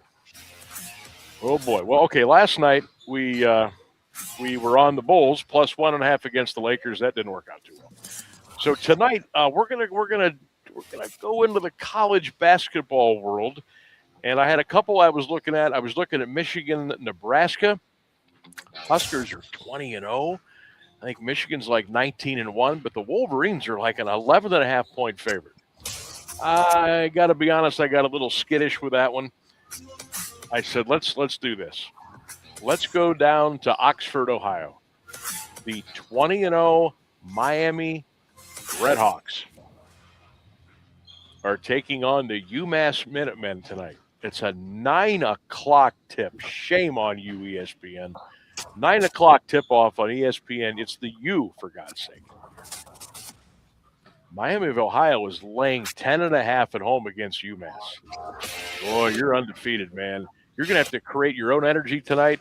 It's still bad down in Oxford, that area with the snow and the roads and everything. It's a 9 o'clock start. I don't think there's going to be much juice in the building there. And I think 10.5 is a lot to give up when you got a 20-game winning streak. I'm going to go with the UMass Minutemen tonight. I'll take UMass plus the 10.5 against the Miami Redhawks tonight down in Oxford. UMass plus the 10.5 against Miami tonight. That's Sammy B's best bet. It's a lot of points. And shame on ESPN. You're going to make these folks go out at 9 o'clock at night on a weeknight. They won't. They'll stay home, which is what they want you to do anyway. There won't be anybody at that game tonight. I would be shocked. But we'll see. That's why I like UMass. On the road, it shouldn't be a hostile environment. You're catching 10.5. Miami's got that target on their back. They haven't lost all year. We'll roll with UMass tonight. We'll take the 10.5. That's our best bet. We'll see how that turns out. All right. 5:30 tonight, JV, McKinley Perry, varsity at 6:45. We'll have the varsity game tonight on Q92 right around 6:45. Panthers are out getting some shots up here now, doing some drills. Coach Fall was out on the floor. I was trying to get his attention to come up. I don't think he saw me, so we'll try to track Coach down. He can come up here and we'll talk a little Perry basketball here on the show. Still waiting on something to happen up in Berea. I don't know when this is going to happen. Who is going to get the job? Is it going to be Schwartz? Is it going to be Shielhaas? I don't know. I don't know who it's going to be. Hey, Sam, we got a text from Buck about that. Yeah, what's Buck have to say? He says, breaking news. Reason the Browns hasn't hired a coach yet is because they're too busy grading the essay test and it's taking longer than expected. Sorry for your inconvenience. Yeah, because, we have to give out homework and we have to give personality tests. You got to write essays. You got to do stuff because we know what's going on. We know what's best for this organization. Sure you do. How you doing with that? How's that working out for you so far? Jimmy, D, Andrew, how's that doing? How's that going? Tom Withers on Twitter says the Cavs say that Evan Mobley could miss 3 weeks with a calf injury. Jesus. He sustained it last night in the game. They will take the cautious approach again with him. So Evan Mobley out at least 3 weeks with a calf strain. What did I say when we started the show? Cavs are starting to get on track. Now are they going to take 3 or 4 steps back, or are they going to keep it rolling? Nobody's fault, so to speak. But gosh almighty, Evan Mobley going to be out now for 3 weeks. I'll tell you what we're going to do. Cavs did have a nice win last night. Donovan was on fire again. You heard some of the highlights when we opened the show. Let's check in with Kenny Atkinson, the head coach of the Cleveland Cavaliers. He met with the media last night at Rocket Arena after the Cavaliers polished off their latest opponent in pretty good fashion. They kind of took care of things all night last night on their home floor. And let's bring in Coach Kenny here on the Sam Bourquin Show. Kenny Atkinson after the Cavalier win last night in Seatown. Kenny, what did you think of Donovan tonight? Sorry, I didn't mean, I told him he was Dwayne Wade. You know how Dwayne Wade used to get to the rim all the time, and finish. And, but he's what, Spider? I can't say it right. He's Donovan. Yeah, but I love, I think he's kind of moving away from taking the really hard threes. I mean, it's hard for him because he's a great shooter, great off the dribble shooter, but I feel like he's, showing the ball now and getting to the rim and driving it in transition. Especially with the minutes, we're riding them, facts. And he's delivering. And you're not, it's not like we're getting a weak effort on the defensive end. Like, I think he's doing it both ways. I mean, the guy's just having a great season. You mentioned a couple weeks back that you felt like this was a team that was, you guys now won 4 straight for the first time this year, 6 of 7 and 11 of 15. What has allowed this to start to happen? I think we're getting gritty wins. Like, it's not last year, right, where it was maybe pretty and balls flying around and we're hitting threes. This is a different team. We got to kind of win a different way. But I think just right off these last 5 or 6 games, probably 2 or 3 of them, like, we're just grit, not beautiful basketball by any means, but we'll take it. It's kind of where we are. We knew we had to make a move in the standings and give these guys a lot of credit, because tonight was a trap game, I thought, kind of like the second Philly game. They lose at home. They came out strong, which we knew, and we kind of took that first punch and got back in the game, and then Donovan kind of took over. Mike, you talked about learning how to win gritty. How beneficial can that be for a team as you get deeper into the season and towards the playoffs to have wins like this that don't compete? Yeah, I think, Mike, that's a good point. I think, again, comparing it to last year, it was, you'd win a game by 20, the ball be popping. This is like every loose ball counts, every rebound, every 50-50 ball, it all counts. And I think in the playoffs, that's what happens a lot. It's harder to score, and you got to rely on your defense a little more. So these are good reps we're getting, and this team's building their own identity right now. Before the game, we learned Jalen's name to be a Rising Stars Challenge. I know you knew he could be good. Did you think he'd be this good, this quick? No, we were just talking in there. The coaches, stuff he's doing is kind of coming out of nowhere. Now, I'll give our front office, I'll give Kobe and Mike and B. Weems credit, because that's a hell of a pick. And I mean that, like, you have to see that, like, they saw that in college. I didn't watch him in college. So it's a hell of a pick. The kid is got an incredible work ethic. He's in that Donovan kind of, level in terms of how he takes care of his body. And the last part of it, we got leaders that support him, right? Like, that's, coaches get way too much credit, when a guy kind of takes off like he is. It's really those 3 things. Great pick. By our front office. We got great leadership, and then the kids got an elite work ethic. Thanks, Mike. Kenny, we talked a little bit about Donovan's performance, but we've talked about him getting to the rim in past years. This year, he wanted to preserve his body, be more on the perimeter. How have you seen him evolve, not only to what the game calls for, but as a star, knowing what each moment might be? Yeah, and I think, I think he's understanding where this team is, right? Maybe last year he could take 2 or 3 more threes, but we need him to be even more efficient than he was. And I think getting to the free throw line, getting to the rim, that helps. So it's him understanding the team dynamics, what we need from him in the moment. Tonight he needs to get 45, or we probably don't win. So I'm just, the guy, I just, I don't, watch every other team. Obviously, I'm biased, but I can't imagine he's not a top 3 player in this league. Like, he's not an MVP conversation. It's like, kind of mind-boggling to me. I don't know why. He's an incredible. He's having an incredible year. We talked about Tyrese Proctor. You've used moxie for before, but especially on the defensive end, there's also this grit, this intensity level that he's shown on that end of the floor as well. How has he kind of balanced that as a rookie? Ethan, I think it's that strip he had. I think he stripped Boncaro, was it? I think he stripped him. He just instinct, right? He left his man, stripped him, and then he sprints down and gets to corner three. And I think Don hit him in the left corner for the three. And it's like that kind of encapsulates who he is. Like he's gritty defensively. He's got a really good IQ. And then on the other end, he's skilled. He's really skilled, right? He's a skilled basketball player. Man, he's had two really good games in a row. It's hard for a rookie to do that.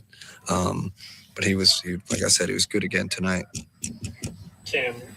Kenny, you talked about it being different from last year, the grit that you guys have had in these past couple games. We also have asked you early in the season what the identity of your team is. Is that grit part of that? Is that what it seems? If you take the last 15 games, I think we're starting to really kind of trend in that direction, right? Like finding a different way to do it. A lot of it is that our young guys, like these guys play so hard, like they make mistakes, and I know the crowd gets up, turnovers in it, but they're scrapping for every loose ball. They're sprinting back on defense, getting deflections, getting the 50-50 balls. So that I think that juices us, and like I said, we're just kind of doing it a different way, and a big part of it is those guys and our role players. Magic 19 for 44 in the paint. How much of that was caused by your guys? What did you see from your defense out there? I mean, it's nice when you have two elite rim protectors. Like we can put those guys in the back of our defense, and it's hard to score. Even Paolo, he gets in the paint, he does that spin. Now you got a 7-footer, contesting a fadeaway 2-pointer. It's just different. We have different talent, defensive talent than other teams that allows us to wall off the paint and contest the rim, but also can contest those kind of mid-paint shots that are becoming more prevalent in this league. Any two quick ones for you. You talked about this new identity you guys are building. For this new gritty identity, do you think that can take you guys further from playoff time?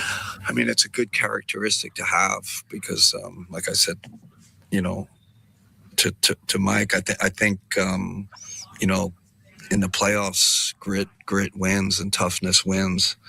And I love that it's coming from our young guys too. A lot of it's coming from those guys. They just, like I said, they just play so hard. This is like the play hard league now. Everybody's getting after it. And we obviously got the skill around it, which is good, right? And we get Sam back, we get Max back, we get, now you got skill and you combine that with grit. Now you got, does it push you to another level, when it comes playoff time? And then second of all, obviously, Ron comes into town for the next game. It's the game he circles on the calendar. I'm sure you guys circle on the calendar too. What would you say how would you describe what he's doing at age 41 and what does he still need to do?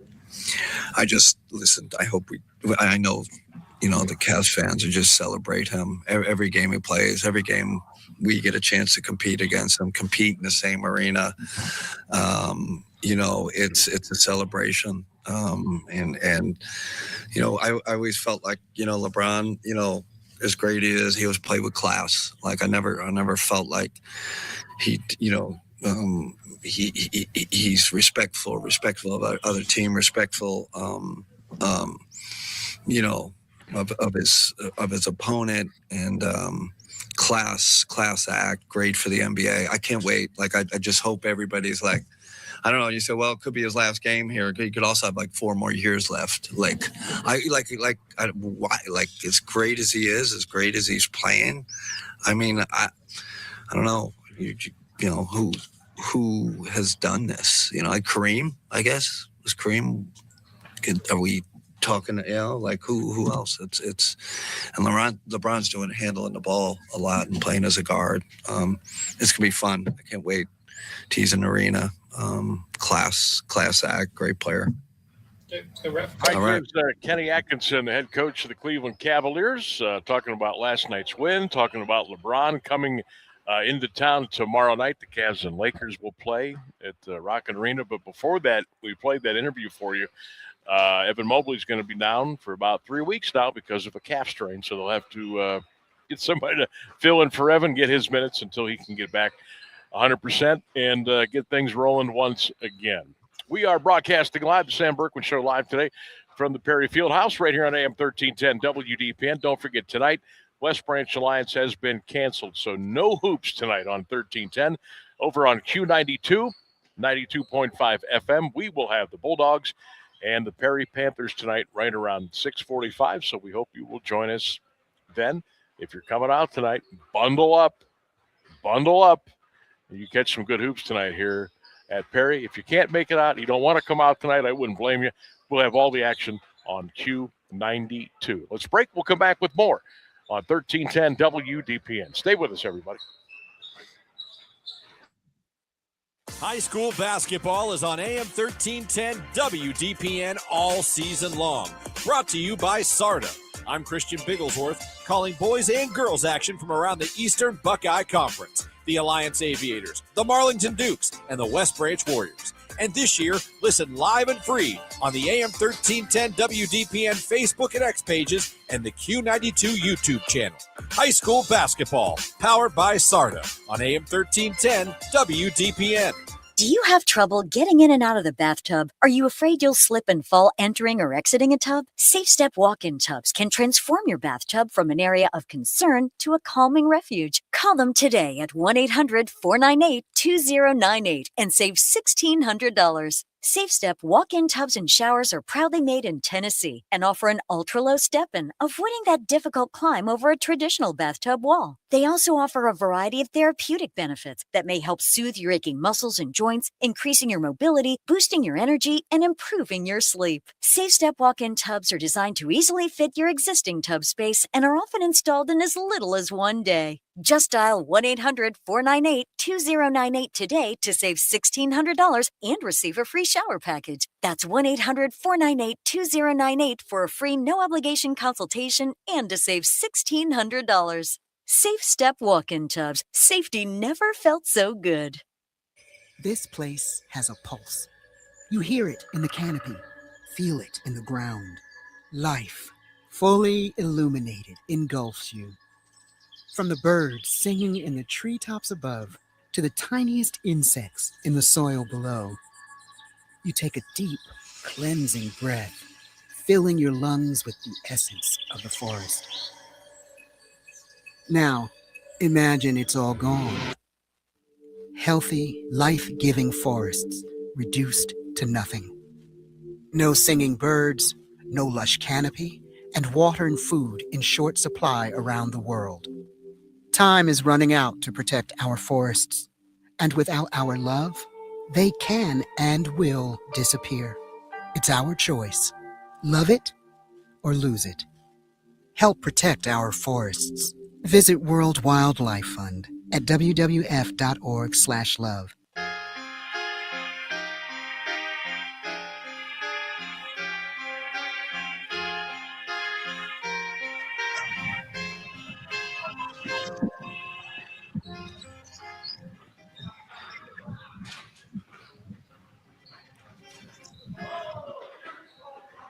Welcome back to the program, 1310 WDPN, live here at Perry tonight. We'll got about 2 or 3 minutes before we get you to the top of the hour news and weather. School closings, everybody's off tomorrow. Your kids, you're all off tomorrow. Maybe you go back on Wednesday, or maybe you go back on Thursday. And then you'll probably be off on Friday. And then you better be ready to buckle down because your teachers are going to get you. You're so far behind now. You're going to be having homework and quizzes and tests coming out your ears. But hey, that's what it's all about, right? Enjoy those snow days when you get them. And there you go. Let's see here. Still, I've been checking everybody involved with the Browns, beat writers, NFL. It's quiet right now as far as I can see after a pretty busy day yesterday with interviewing Shieldhouse, and then Shieldhouse interviewed with the Bills, and you got Jim Schwartz kind of looming around here in the background a little bit. Thought we may have an answer by late this afternoon, maybe early tonight. I don't know. Titans have received a commitment from Brian Daboll to become their new offensive coordinator. So Brian Daboll is going to the Titans, and he will be working under Robert Saleh, who was named the new head coach of the Titans a little while back. We told you about Evan Mobley, going to be out for about 3 weeks with a sprained calf. He is out for a while. Tomorrow night, don't forget, right here on 1310 WDPN, we got Mount Union as the Purple Raiders look to get it back on track as they will take on Marietta tomorrow night at 7 here on WDPN. You can join myself and Ryan Keller with the play-by-play from the Mack Center tomorrow night, the Purple Raiders and Marietta.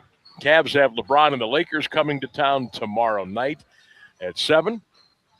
High school hoops on Friday night. Hopefully we got a game for you Friday night here on WDPN.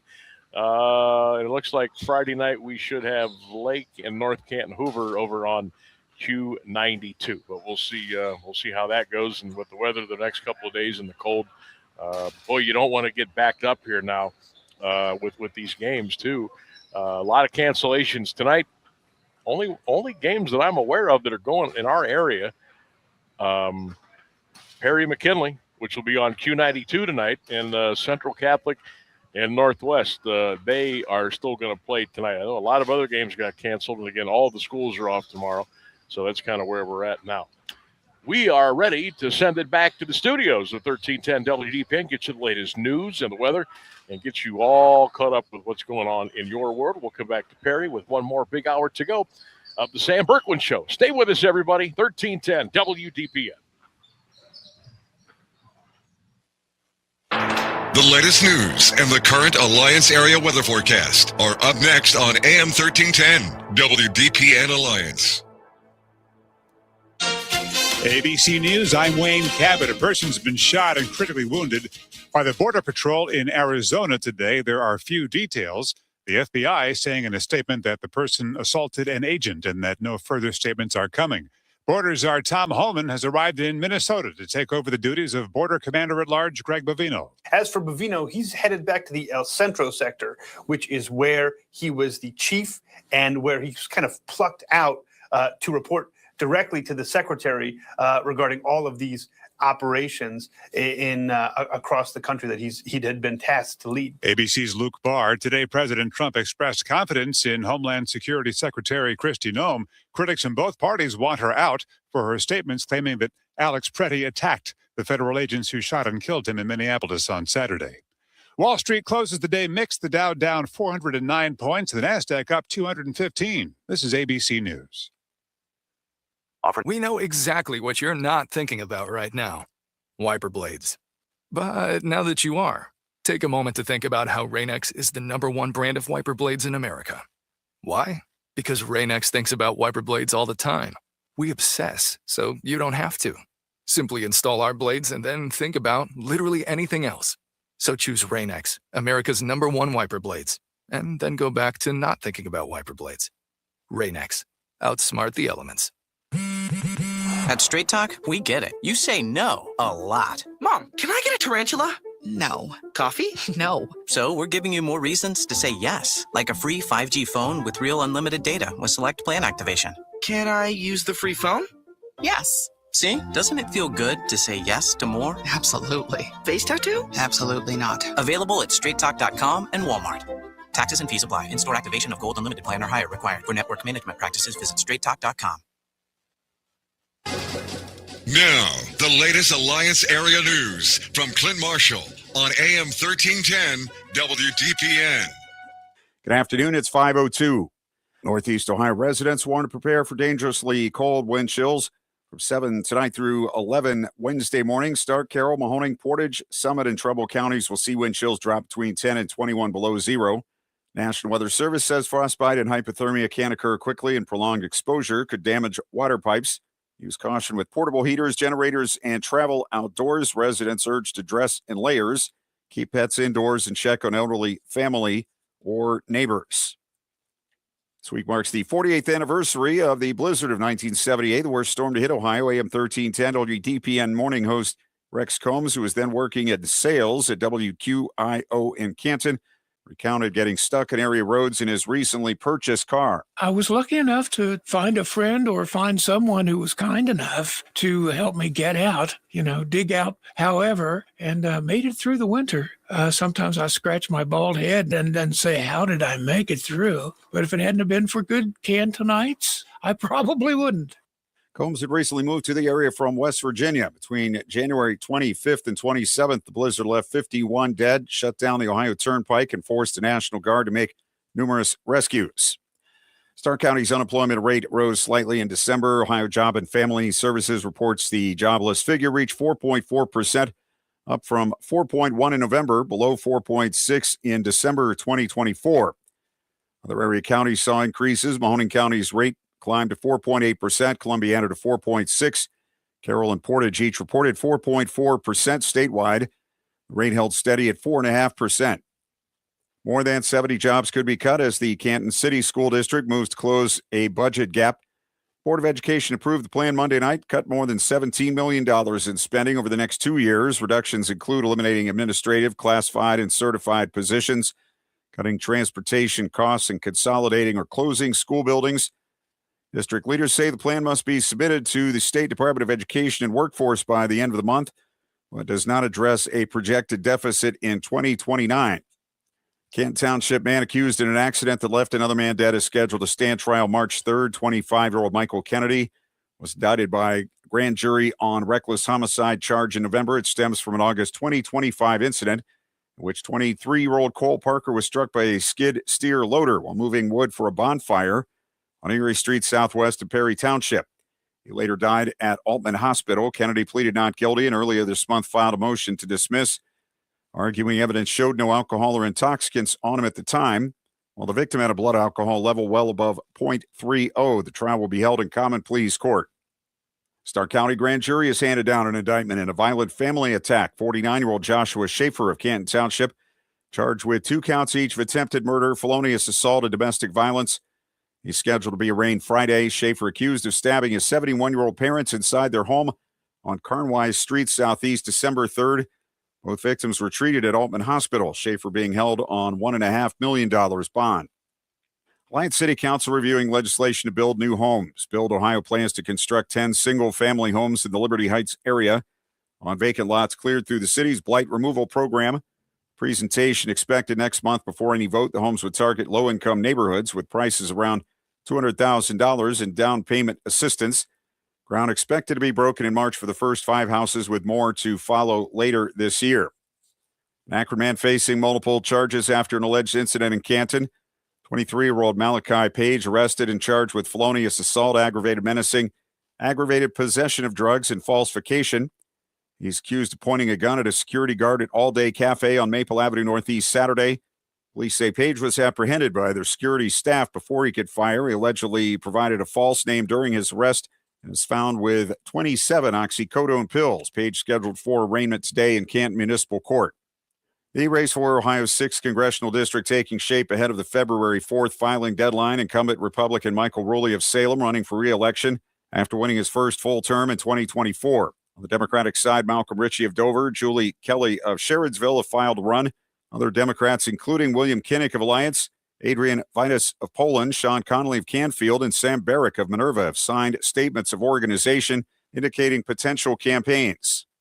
A Sebring man facing charges after a domestic violence incident. Xavier Kelly arrested Saturday after police responded to a report on East Ohio Avenue. Police say Kelly allegedly assaulted his wife and threatened their children. No one was seriously hurt. Officers found Kelly on Route 183 in Washington Township with assistance from the Stark County Sheriff's Office. He was booked in the Mahoning County Jail on charges of assault, domestic violence, and menacing. Stretch of I-90 was closed in Lake County late Tuesday morning into the afternoon due to multiple jackknifed semi-trucks. The roadway was reopened as of 1:40. According to a traffic alert, the series of crashes took place at about 10:30 this morning along I-90 at Route 615 in Concord. No one was injured. According to ODOT, speeds are reduced along I-90 eastbound and westbound in the area due to the weather conditions. 57-year-old Lowell Strickland of Portsmouth sentenced to life in prison for the rape of an 11-year-old girl. And he met online. Summit County Prosecutor Elliot Kolkovich announced Tuesday Strickland pleaded guilty to first-degree rape and will be eligible for parole after 10 years. In March 2025, Akron police responded to a missing person report filed by the girl's mother. Following morning, another relative reported seeing her in the area. The child told a social worker and police at the hospital she'd been sexually assaulted. Strickland was arrested at a hotel in Portsmouth. 14 degrees at 5:08. This is the local edition of WDPN News. I'm Clint Marshall. This Q92 weather is brought to you by Grove Appliance Furniture and Mattress. Local, trusted, and family-owned for 90 years. With a huge selection of appliances, furniture, and mattresses to go with unmatched customer service. Not much of a warm-up for the afternoon. A high of 17 degrees, wind chills below zero through the afternoon. Some bursts of snow here and there as well. Overnight, a cold weather advisory kicks in. A low of -3, a wind chill to -15. From the 3 News Weather Center, I'm Mark Johnson. Rediscover the comfort of home with Grove Appliance Furniture and Mattress, your hometown spot for comfort, quality, and style. From sleek new appliances that make life easier to furniture that actually fits the way you live, Grove helps you create a space that feels like home. And with hundreds of fabric options, you can make it completely your own. Don't forget about their design center. If you're looking for a complete overhaul, they can help you with all of it, from cabinets and countertops to backsplashes and sleek appliances. Their local team takes time to find out exactly what you need. No pressure, no guessing, just honest advice and real service. And if you're upgrading on a budget, check out Grove's Scratch and Dent Room, where small imperfections mean big savings on top brands. Because when your home feels right, everything else just works. Grove Appliance Furniture and Mattress. Hometown comfort. Made simple. Come see us at Grove, where it always feels like home. Live from the AM1310 WDPN studio, it's time for live and local sports talk. It's the Sam Bourquin Show. I'm ready. Give the show a call at 330-821-1310. Good call, meatball. Watch the Sam Bourquin Show on the AM1310 Facebook page, the Q92 YouTube page, and on X. This is the Sam Bourquin Show on AM1310 WDPN. Playing fire right there. With 3 fouls, too. There's a 3. Mobley buries it. Boy, do the Buckeyes need that one to go. Thornton with a good block out. No call. Up ahead, Bynum catch and pass to Mobley for 3. Yes! What a sequence. Buckeyes. Trying to bleed some clock. Chapman's wide open down on the baseline. There's Mobley for 3. Got it. He's feeling it. It's a long 2. Shots, but you get volume of shot. And so that's transformed the game. The game is transformed again. So teams are struggling a little bit to adjust to that. Then you have injury, you got a problem. Banchero had it knocked away by Lonzo Ball. Mitchell drives, banks, and scores. Boy, he is so... Mobley works in toward Jonathan Isaac. Isaac knocked it away for a moment. Mobley gets it back. Proctor, hey, knocks it down. Good. Mitchell cruises into the forecourt. A hesitation move on Penda. He shoots it into the rafters and drops it straight through. Wow, what a shot by Donovan Mitchell. But now they steal it. Here comes Jake. LeBron. Throw it down. And with that, we welcome you back into the Sam Bourquin Show. Good to be with you, everybody, here on AM 1310 WDPN. We come to you live from the Perry Fieldhouse today, Perry High School, where there was no school today. There will be no school tomorrow. But we got some high school basketball coming up tonight on our sister station, Q92. That's 92.5 FM. You can join myself and Lee Foster tonight for the Pups and the Panthers tonight on Q92. Welcome in, everybody. Hope you're staying safe and warm today. If you've been out and about, you notice the roads have probably gotten a little better. Still some streets that have, quite a bit of snow and ice and things like that. But nobody's going to be in school tomorrow again. So 3 consecutive days, everybody's been off. And the cold and the tundra conditions continue here in Northeast Ohio, and especially here in Stark County. I saw where I think the total snow accumulation from Winter Storm Fern, I think Stark County came in These were the figures that Mark Johnson had. We think we came in at like 14.8 inches of snow from Winter Storm Fern. 14.8 inches of snow. I think we got more than the people in Cuyahoga County and Trumbull and Portage, and so we led the way there. And we got plenty of snow on the ground, plenty of mounds, plenty of hills. We don't need any more snow. But boy, the brutally cold weather is coming back in tonight, tomorrow, and Thursday night is going to be maybe the coldest night. Friday morning, the coldest day of the year so far. But if you're out and about doing your thing, just be careful. And if you're joining us today, we appreciate that. If you join us other days during the week, if you go back and watch our interviews and listen to our interviews on Facebook and X and YouTube, we certainly appreciate that too. We love having you along Monday through Friday, 3 until 6, right here on 1310 WDPN and all of our social media platforms, X, Twitter, Facebook, YouTube channel, Instagram. You got it. We certainly do enjoy your company. All right, and we hope we're doing a good job for you.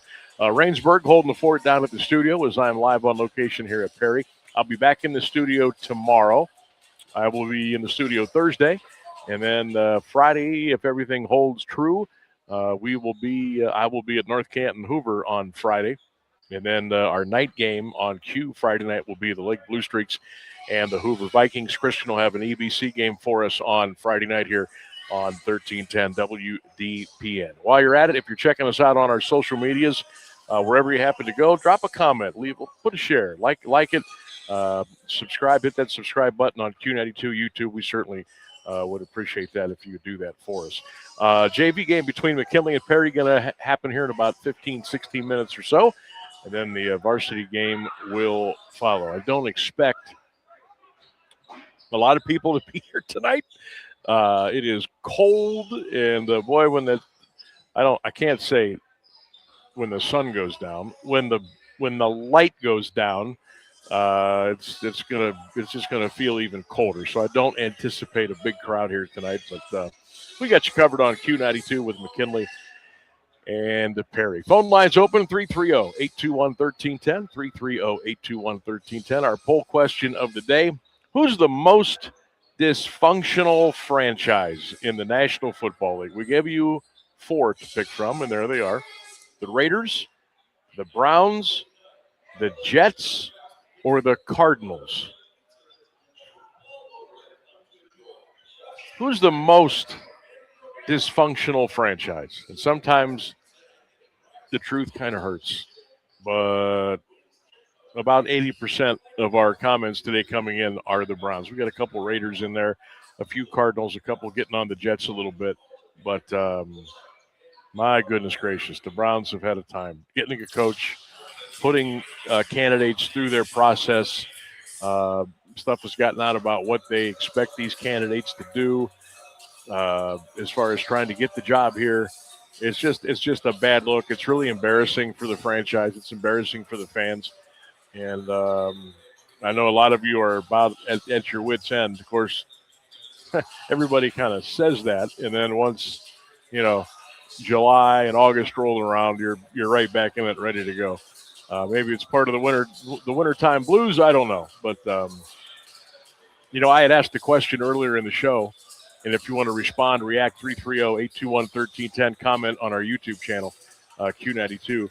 Are you getting to the point now where you just want to kind of wash your hands and walk away from the Browns? You're done. And I don't mean just done for a day. I mean done. Calling it. Adios, vamoose. Finished. Are you getting there? Are you close? Have you gotten there already? I know some of you have already gotten there already. I know it's very hard. It's very hard. They just don't make it easy for us. As a paying customer, as a consumer, as a fan of the product, as someone like me who grew up being a Browns fan, someone like you that grew up being a Browns fan, going to games, buying tickets, buying gear, carving out time on our Sundays or whenever they played, getting together with friends, going to the sports bar, having a house party. It's hard. They make it so hard. But here we are. Ryan says, Browns all day, but an honorable mention, Buffalo. Look at the owner said last week about his coaches and how they need to hire all new, and then they go out and hire Joe Brady. Yeah, he's going to be the new coach. I wouldn't say the Browns are, or I wouldn't say the Bills are dysfunctional. I would say they've had maybe some dysfunctional moments, but I think the Browns take the cake there. Sean McDermott couldn't get him there. A little bit of blame on Josh Allen, absolutely. A little bit of blame on the coach, yes. Some of the other players, yes. Maybe the ownership, maybe the general manager. Got close a couple times, but they never got there. But it goes to show you how the business is. I mean, Sean McDermott did a really good job, I thought, while he was there. And now he's gone.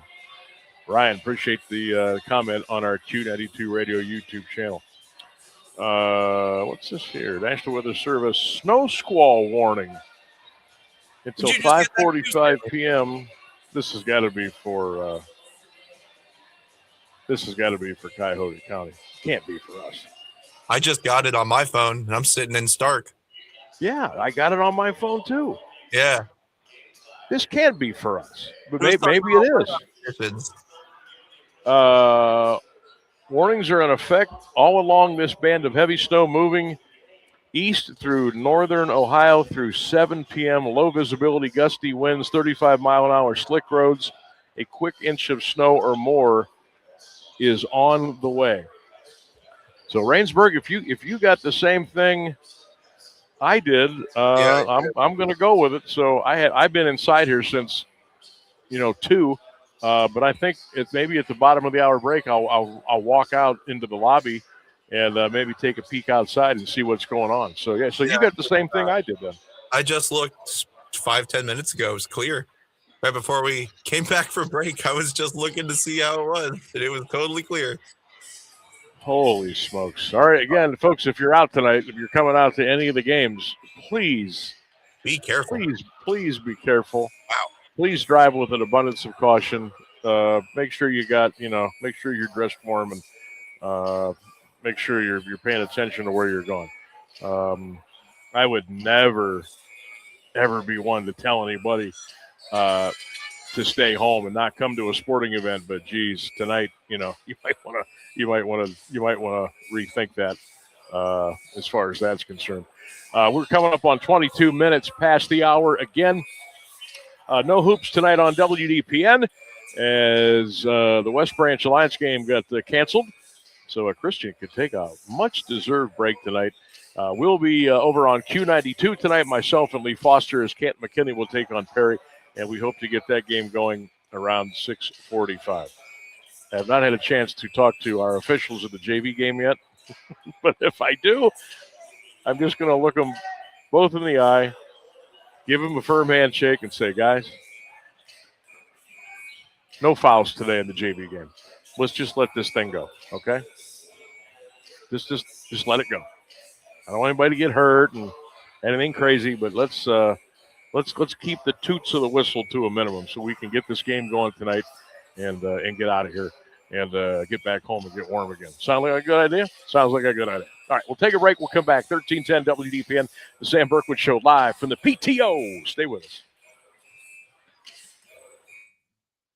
Do you have trouble getting in and out of the bathtub? Are you afraid you'll slip and fall entering or exiting a tub? SafeStep walk-in tubs can transform your bathtub from an area of concern to a calming refuge. Call them today at 1-800-498-2098 and save $1,600. SafeStep walk-in tubs and showers are proudly made in Tennessee and offer an ultra-low step-in, avoiding that difficult climb over a traditional bathtub wall. They also offer a variety of therapeutic benefits that may help soothe your aching muscles and joints, increasing your mobility, boosting your energy, and improving your sleep. SafeStep walk-in tubs are designed to easily fit your existing tub space and are often installed in as little as 1 day. Just dial 1-800-498-2098 today to save $1,600 and receive a free shower package. That's 1-800-498-2098 for a free no-obligation consultation and to save $1,600.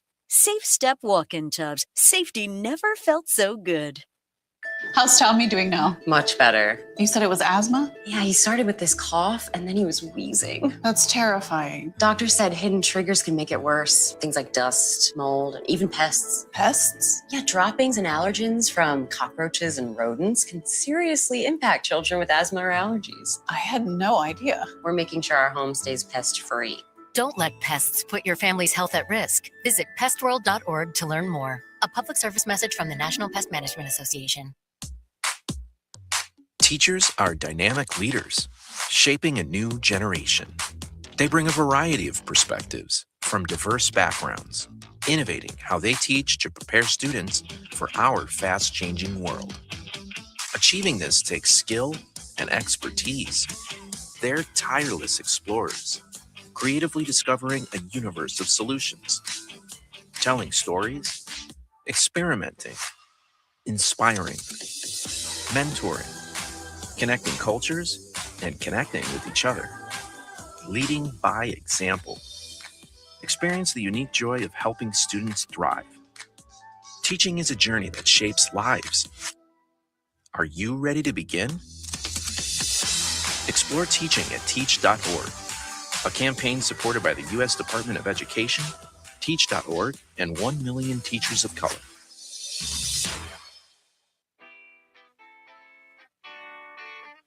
Hip, hip. Hip, hip. Hip, hip. 1310 WDPN. We welcome you back to the Sam Bourquin Show. We're live here at Perry today. Been here on the air at 3, keeping you entertained and informed. Kids, no school tomorrow for you. A lot of the basketball games have already been canceled for tonight, but Perry and McKinley will play, and that'll be on Q92 tonight, coming up at around 6:45. Browns still have not hired their head coach. We'll keep keeping close tabs on that for sure. Tomorrow night, right here on 1310 WDPN, join us as the Mount Union Purple Raiders at 16-2.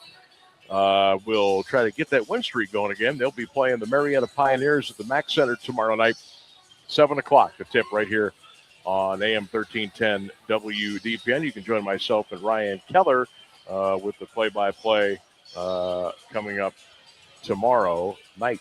And well, we got to get the Raiders rolling again.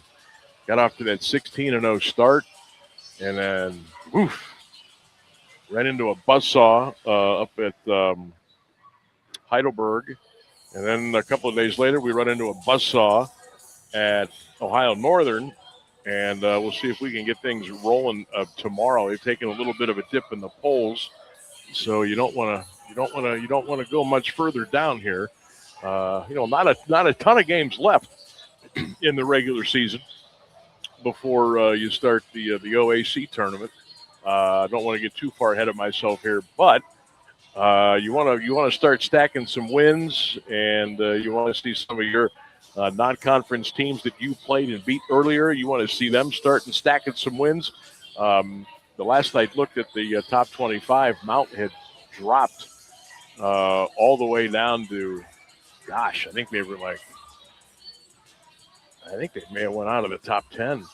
John Carroll is now in. I think they're in at like number 25. I think Otterbein moved up to 22.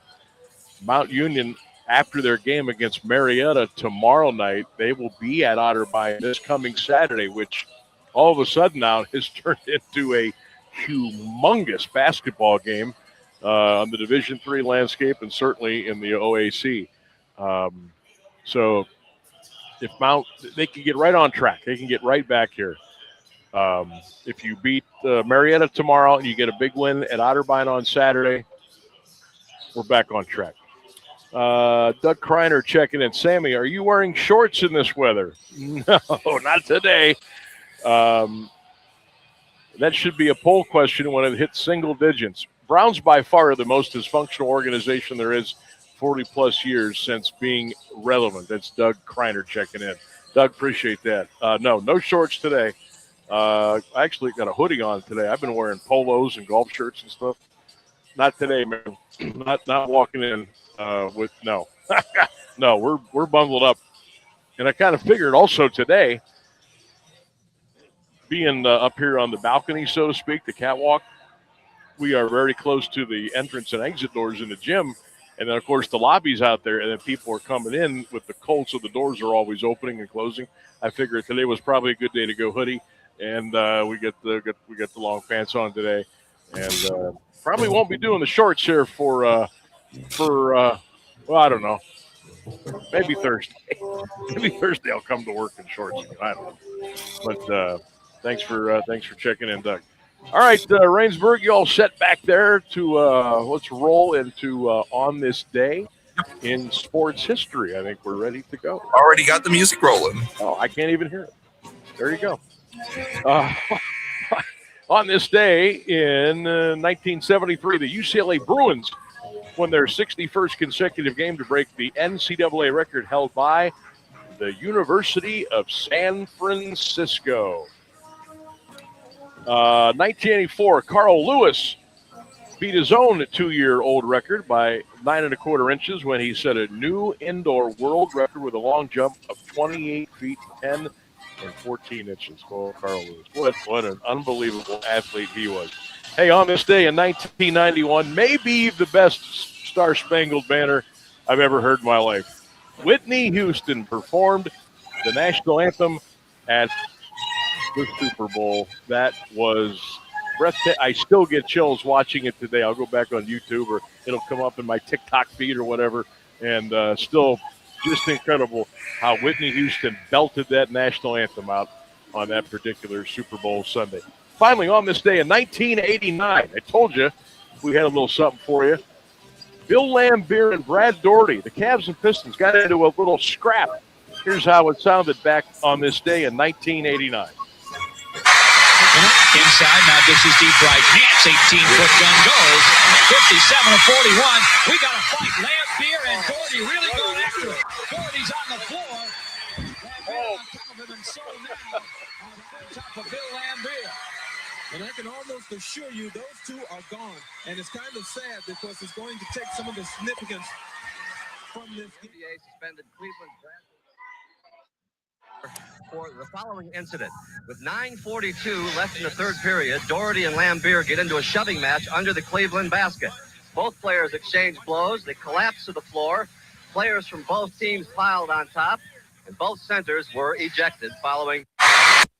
Those dirty, rotten Detroit Pistons. If you ever get a chance, go back and watch that video on YouTube. You know what the first thing that I noticed was Isaiah Thomas trying to pull Brad Daugherty down so Bill Lambier could get another shot at him underneath the basket. But that was a little brouhaha back in the day. The Cavs and Pistons on this day in 1989. We'll take a break. We got the news coming up at the bottom of the hour. One more big half hour to go here on the Sam Bourquin Show, live from Perry on 1310 WDPN.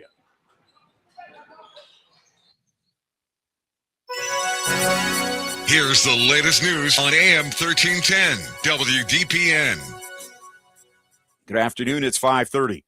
Federal Appeals Court granted the Trump administration a full stay of a lower court ruling preventing ICE agents from detaining protesters or using non-lethal munitions and crowd dispersal tools during protests in Minnesota without probable cause. In its ruling, the 8th U.S. Circuit Court of Appeals panel said a district judge's January 16th injunction was too vague. The 3-judge panel said they reviewed videos of the protests showing observers and protesters engaging in a wide range of conduct and federal agents handling the situation. The appeals court paused the judge's injunction January 21st, prompting the plaintiffs to file an emergency motion to lift the stay Saturday. The request was denied. U.S. Central Command has announced a multi-day air power readiness exercise in the Middle East. CENTCOM said Air Force components would conduct the exercise to confirm procedures for rapid movement of personnel and aircraft. The exercise comes days after President Trump told reporters a large naval flotilla was headed in the direction of Iran. U.S. military's Middle East component did not specify the size of the exercise, its geographic footprint, or its intended duration. Another winter storm could hit the East Coast this weekend. The National Weather Service saying forecasts being monitored for increasing potential of another significant winter storm. The Weather Service saying at well below normal temperatures will continue for the eastern part of the U.S. for this week. Record low temperatures to be expected, including in Florida. At least 30 people died due to this week's storm. In New York City, at least 5 were found dead outside amid freezing temperatures. Louisiana officials said 2 men died of hypothermia in Caddo Parish. Teenagers perished in sledding accidents in Arkansas and Texas. More than 500,000 people without power. President Trump heading to Iowa as the White House tries to focus on affordability ahead of the midterm elections. While in Iowa, the president will visit a local business and deliver a speech at the Horizon Events Center in Clive. Tuesday's trip also highlighting energy policy as part of a plan to have the Republican president travel weekly before the elections. Personal spending rose to solid pace in November, the last month for which figures were available due to the government shutdown. Gross domestic product increased at a revised 4.4% annualized rate in the third quarter, the most in 2 years. Wages and salaries increased a solid 0.4% in November. The Fed's benchmark for inflation increased 0.2% in both October and November, down nearly a full point from 2024. Ukrainian officials say at least 2 people were killed, 20 injured from Russian strikes on the Odessa region. Ukraine's largest private energy company says the strikes damage a facility supporting Odessa's power grid. ABC's Patrick Reeville has the latest. President Zelensky warned that such attacks undermine peace talks to end the war. At a moment when there has been renewed diplomatic activity, Ukraine, Russia, and the U.S. held trilateral talks for the first time since Russia's full-scale invasion over the weekend in Abu Dhabi. And the two sides are meant to meet again this coming weekend, according to Ukrainian officials. 14 degrees at 5:33 for WDPN News. I'm Clint Marshall. Here's Mark Johnson's forecast on AM 1310 WDPN. Well, winter coats, yep, button them up, zip them up. It's going to be cold all day. Cloudy skies, some bursts of snow here and there, a high near 17 degrees. Overnight, cold weather advisory kicks in, mostly cloudy, a low of -3, a wind chill to -15. I am Mark J. Weather from 3 News.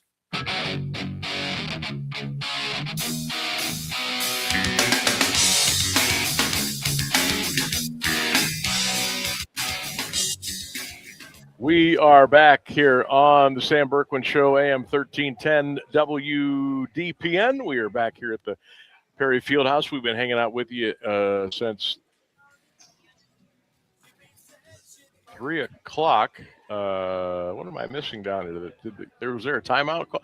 You know what? I got to tell you what. I'm in my own world up here. I didn't even know they started playing the JV game yet. I didn't. I had no idea. And I'm in the gym. But I just kind of block it out.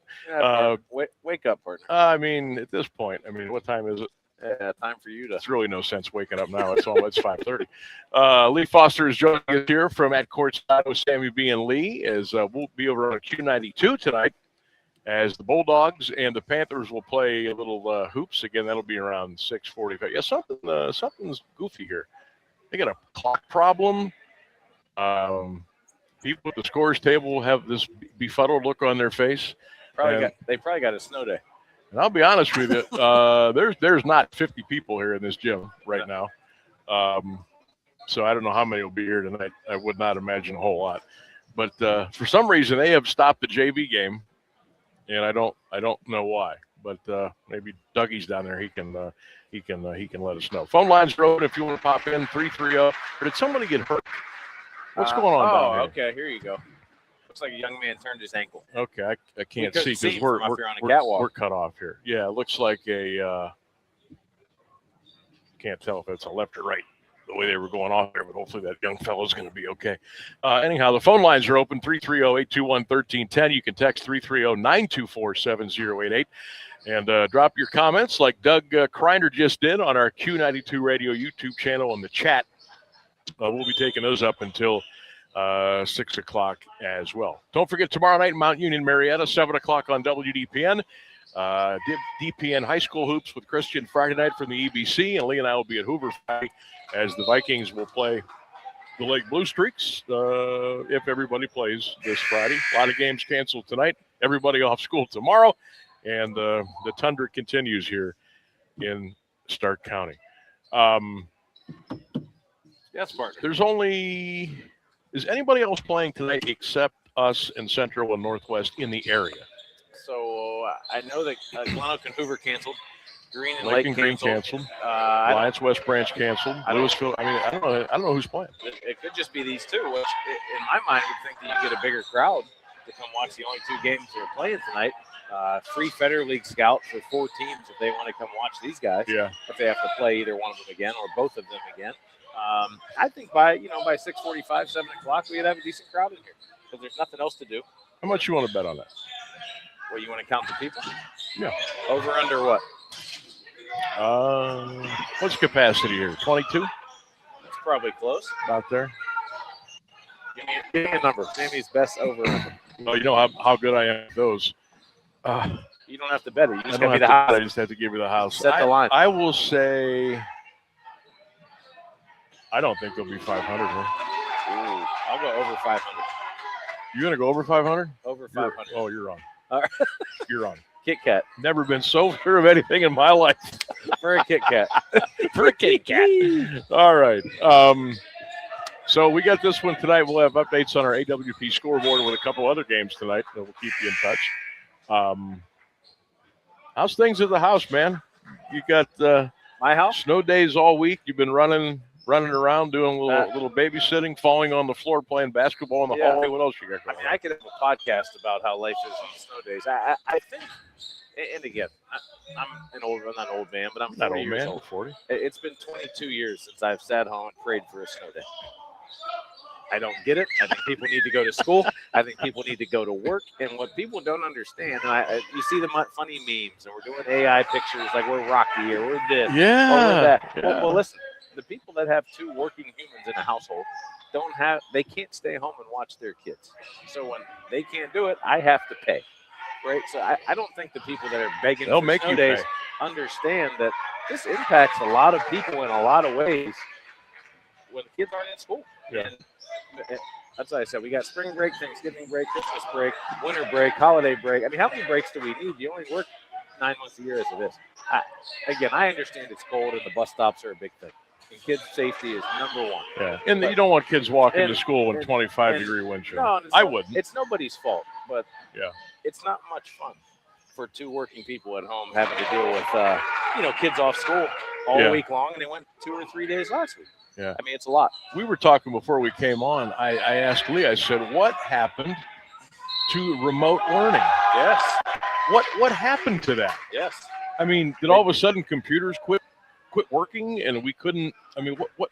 I mean, well, I guess I'm kind of being half serious. But what happened? No, but we instituted that during COVID. Yeah. Right. When kids weren't in school or couldn't be there as much or whatever it may be. Why can't we do that today? Why can't those kids? Colleges are doing it. I guess depending on, high schools for sure could do that. Because those kids are all at home. They're not going to daycare. It'd be hard to do in the younger levels because are those kids home? Are those kids at a child care facility? Are those kids with grandma? But yeah, I mean, I would think high school is. 9th grade on, I'm sure. Yeah. There's no reason, and I'm not telling you 6 hours, 7 hours, 8 hours, but they could hop on something with the teacher for 2-3 hours and get something accomplished versus just sleep in, do nothing. Even if it was just busy work Ah. to get you kind of back into the, because I mean, I gotta tell you, if I was a kid today, and if I was between a freshman and senior in high school, right, and we don't think anybody's going to go to school the rest of the week. Could be wrong, but we don't think they are. So when these kids go back to school, I mean, they are going to get pounded, I would think, with homework and tests and quizzes, because you got to make up a whole week's work of work and then grind into your next week of lessons and planning and different things like that. I mean, kids, enjoy your free days, but you might be ruined the day when you go back to school and the teacher says, "Okay, here's what you got to do for the next week and a half," and it's going to be like this long, a list of stuff to do. And by the way, rightfully so. If you don't do your work, somebody's got to do it. It's got to get done. And you know what? I would be the last parent that felt bad for my kids having to catch up on work that they were going to have to do anyway. Yeah. You know what? Enjoy your snow day. Go back and grind. Do what you're supposed to do. I just think the world in general has gotten so soft. And why are we playing one Federal League game and not the other 2? Why is there no? There's just no. I don't know if it's leadership from the top. I don't know if there's, just the. Because with league games, that's up to the school, right? It's not up to the. I think, but why are we playing 1 and not 3? Like, why are the other allowed to just? We don't want to play, and this we can't play. Like, in my opinion, you either all play, I was surprised Hoover and Hoover Glen Oak did, because they're so close. The problem is, I was surprised there, but maybe there's some other reasons. The factors are the coaches didn't get to practice yesterday. So if you're a coach that really, are you not allowed to practice on a? The Federal League canceled all practices yesterday. That's not a rule, but they canceled them all yesterday. Nobody in the Federal League practiced. So I think there's coaches that take a great deal of pride in their game planning, their strategy, what they want to do in practice to prepare for the next team, which I get it. But, okay, well, why are they playing? They didn't practice yesterday. I'm just saying there should be a system that says we all play or none of us play. And now, good for us because the game we picked was on. I just thought it was funny that I'm here today. There was no school yesterday. There's no school tomorrow, but there's a game tonight. I just thought that was kind of funny. Hey, make it make sense. I can't. By the way, you got to be on the air tomorrow at 3 no matter what happens. No matter what. No matter what. And people that in this business that have to be up at 3, 4, and 5 a.m. have to be there no matter what. 100%. Some could do it remotely if have to. Yep. But I know everybody at our place was in. Sure. The crack before the crack of dawn. Yeah.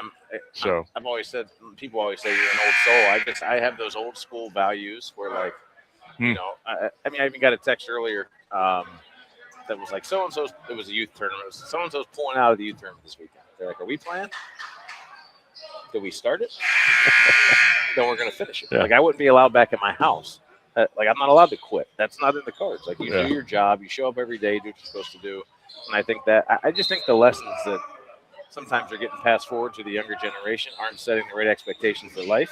And we see what's happening to kids as they get out in the real world where they're not prepared. Everything's easy. Everything's handed to them. I just think there needs to be more of a standard. But again, every household's different. Everybody else has, everybody's got different values to live by. That's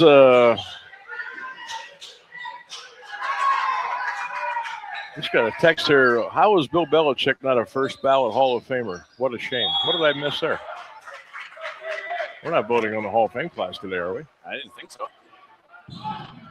I haven't seen anything like that, but I'll be sure to go ahead and check that out. So, limited hoops here to talk about, and we do know Perry is going to be double whammied tonight. They get 2 players out, so who knows? Who knows? You got to go out and play, but they've some of their firepower is not going to be with them tonight. But they're on a little bit of a, I don't want to say a great roll, but they had a nice little win streak there, and then they ran into to Massillon, and Massillon in our eyes is the number 1 team in the county right now. But what are your thoughts on Perry, if and when they could get back to full strength? And I don't know when that's going to be. Yeah, I think that first and foremost, Perry's got a ball coach. I think Matt Bowl can coach basketball. Yes, absolutely. And I don't think this team is even in the same stratosphere, talent-wise, as they were last year. And again, they struggled last year through the season, turned it on, obviously made the Cinderella Magical run all the way to Dayton State runner-up. I just really think that the guy can coach basketball. He prepares them, and he gets those kids playing hard for him, and they want to run through a wall and compete. And even when they're overmatched, they seem to find a way to stay in games, beat teams. I mean, heck, over here they beat Jackson by 15. Yeah. Jackson just beat Hoover, who we had the number 1 spot 2 weeks ago. So even with being down guys, it wouldn't surprise me at all if Coach Full and company find a way to keep this baby close tonight. So again, Trey Robinson not going to be able to go. Obviously, XJ Woolheater not going to be able to go. We'll see who steps up tonight. You got, guys like Michael Haley that got a little bit of experience. Isaiah Bracey, of course, you got Nico Martelli. We'll see. Yeah, we'll see how they match up tonight. McKinley, on the other hand, I don't want to say they have quietly had a really, really good season, but I mean, you look at their win streak, you look at their supremacy in the Federal League this year. Obviously, their goals are loftier and bigger. Yep. They want to get down to Dayton and bring some hardware home, maybe sometime here in March. But we've seen them a handful of times, a couple of times at the field house, a couple of times on the road. Yep. I don't think there's I don't know. You've seen Massillon. I haven't. I guess I have. I saw him once. Who's the most talented between McKinley and Massillon? Just talent, nothing else. So I think it's for sure those two teams, Massillon, McKinley, Massillon. For viewers at home, I don't want people like to say that one way or the other. I think their talent's different. I think McKinley's got size and talent, where Massillon's got a bunch of guards that are kind of veteran. They handle the ball better. They space you better. They seem to play harder at times. Where McKinley's got Keys and Chavers and Legacy Lee and Nelson. They got a bunch of big bodies to go with a veteran guard in Davey Thompson and Javion Carter. So I think it's really close. Their talent's a little different, but I don't know. I'd put that as a tie right in the middle. Neutral floor. They play tomorrow night at 7:00. Who wins? Because we're gonna have the real deal for you. A couple weeks here over at Massillon on Q92, McKinley Massillon. But just for fun right now at a neutral floor. I would say whoever shoots it, whoever makes some threes and shoots it better. You're not going to out-athlete either team. They're going to be up for that game. They're going to want to get after each other. They both think, hey, they're the best team in the county. I don't know. I don't know if I can pick a winner, but I think that's a 70, 80-point game, track meet, dunks, threes, high intensity, a lot of fun, and I can't wait to bring it to everybody on Q92. That'll be fun. That'll be fun. I just, seeing you saw Massillon twice. You saw him against Central. You saw him against Hoover. Yeah. I only saw him against Central Catholic. Who knows? They could be still scratching the surface. I mean, I think they got a couple more levels to go. I think McKinley's got another level or two to go. And the thing that I like the most about it is they're in different divisions. Yeah. So they can both go a ways. And obviously bragging rights for the county, and obviously the rivalry itself continues from the football field to the hardwood. But I'm glad that both are going to have that opportunity to go as far as they can and not have to worry about running into each other again in the tournament. When in that Hoover game, I will say, because of the way Massillon plays football and how long they go in the playoffs, that game was an early season matchup. They were down pretty big, double digits, fought all the way back, tied it, lose on a buzzer beater. Connor Knoll hit a three at the buzzer to win it for the Vikings. But I'm not sure that at that point in time their basketball legs were fully under them. And I think they got down and got angry, and all of a sudden it started to come. I think Massillon is only going to get better. And I'm not sure they had peaked yet. So I don't know. It's hard to argue with. We obviously had a number one in our power rankings, followed by McKinley Alliance, Hoover Northwest. I would put Jackson probably is the sixth team in there. Probably Perry behind it. It's hard to tell, but I do think the Tigers have a really good shot if they keep staying on the up and up and stay healthy. They only play about 6 guys. So that was my next question. Is that, could that come into play down the road, or is there somebody who is maybe 7 and 8 can make a push, playing time and contribute? I don't know who 7 and 8 would be, I guess, yet. But I know that their starters are all electric. You got Lamp, Williams, Gio Jackson, Braylon Gamble, Terrion Wells, missing one. But there's another guy. Their first 6 guys are electric, maybe as good as any 6. McKinley plays way more guys, so there's guys that I think for McKinley that are good, but you don't get to see them for long enough periods of time to know what they can really do. Massillon's like, we got 6 dudes. Here they come. Stop them. And Coach Hose has done an excellent job so far. What are they, 11-1? 12-1? Yeah, they got 1 loss. Their schedule coming up here now, as far as this one's concerned. January 30th, they will be home against Warren Harding. They will be over at Smithville in the Battle of the Berkey. They'll play Hawken. February 3rd at home against Akron East. February 7th at home against Akron Ellett. They'll go to Worcester February 10th. February 13th, mark this down on your calendar, McKinley, Massillon, Washington High School at 7 p.m. That's February 13th. And then they come right back the next night. That's a tough ask, but you got to play. You got to go to Lake on the 14th, and then you're home to the ISA Academy on February 19th. February 20th, you are home to Glen Oak, and then Massillon rounds out their season February 27 on the road at Jackson, and a pretty good chance that they will be there for that one too. But that's what they got coming up. Yeah, Hawken will be a good game. Obviously, McKinley's a huge game. Lake, not their best team by any means. That's a team you'd want to play if you had to bounce back the next day. for them. I just think they have way too much talent. And, no, they could, you know, I think Massillon or North Canton Hoover has a really good shot in Division II. I think, you know, we could see them possibly matching up in a regional final, which would be electric. I don't know where they'd put it, but my goodness, would the field house be a lot of fun for that? Whoa. Massillon Hoover regional Bring it. final at the field house. I mean, even the jar. Penn State, I actually kind of like doing things up there, just on the setup. It's a little farther away, but no, the field house for that would be super fun. Euclid's good too. They could get in that mix in Division II out of Northeast Ohio. And everybody else is out, you know, out west in the south. Yeah. You know, Lima Senior. I mean, there's some other good, you know, Westerville North, who won it last year, is really good again. So there's some other teams there, but I think for Northeast Ohio, that's the three. And the way the region's set up, one of those teams can go play, I think it's like a Northwest division, to send them to a different path to the Final Four. And it'll be interesting. Won't be like last year, where we had the great day at the field house, but it'll be different to see where the teams want to go, where the coaches want to go. What I mean, with the super district now, or whatever you're called, you can go pretty much anywhere. You can pick your path. Obviously, you want to win enough games to be in a position to do that. And obviously, with the teams we've been discussing here, McKinley, Massillon, Hoover, Alliance, Northwest, they're going to have enough. They're going to have plenty of wins. They can figure out what line they want to go and where they want to end up. I got a question for you. We've obviously done a lot of Federal League games. Who's the at this point in the year, which you're 8-9 games into a 12-game league schedule, who's the coach and player of the league right now if it ended tomorrow in the Federal League? Ooh.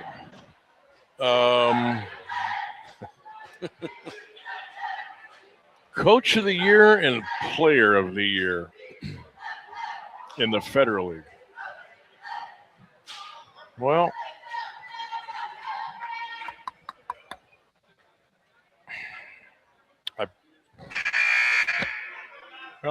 not that much to choose from. I mean, but team-wise, because you're only, 6 teams? 7 teams. 7 teams. Green is down. Lake is down. Jackson is down. Young, but they're down. McKinley, very good. Hoover, very good. Glen Oak is down. So it's Bluey or Spoon, right? I think so. I mean, and I think if you look at the talent given or talent provided, yep. And the fact that, I mean, I would probably give it, Spoon would probably be the coach because they beat Hoover. Oh, and if I'd give it to him. If he goes 12-0 in the league, it's a no-brainer. Yeah, it's a no-brainer. And other than Hoover, I really don't think anybody else in the league is going to beat him. I don't see it. Shouldn't. They beat Glen Oak twice already. Maybe Jackson. Green. I mean, Perry tonight and Lake, I don't think have any chance of beating them. Maybe could play him close. Maybe could have a shot. Yeah. But it would take one of those nights. I don't think they could. Yeah, something. You know what I mean? Correct. Yeah. What about player? Player of the year. I'll tell you what. Let's stew on that for a minute. We're going to take a quick break. We'll come back with more of the Sam Bourquin Show live here at Perry on AM 1310 WDPN. Stay with us. I'm Angela Bassett. As a first responder on screen, I know what it means to act fast in an emergency. In real life, the same urgency can save lives, especially when it comes to a food allergy. For 33 million Americans, one bite can turn an ordinary meal into a life-threatening reaction. And too often, they don't have the one thing that could save them, epinephrine. But emergencies don't wait. And when a severe reaction happens, being prepared makes all the difference. Now, there's a needle-free option, a new way to carry epinephrine that makes it easier than ever to be ready. No needles, no hesitation, because when the unexpected happens, the best thing you can do is be ready. Know the risk, know the options, be ready to act. Learn more at foodallergy.org/ready to act.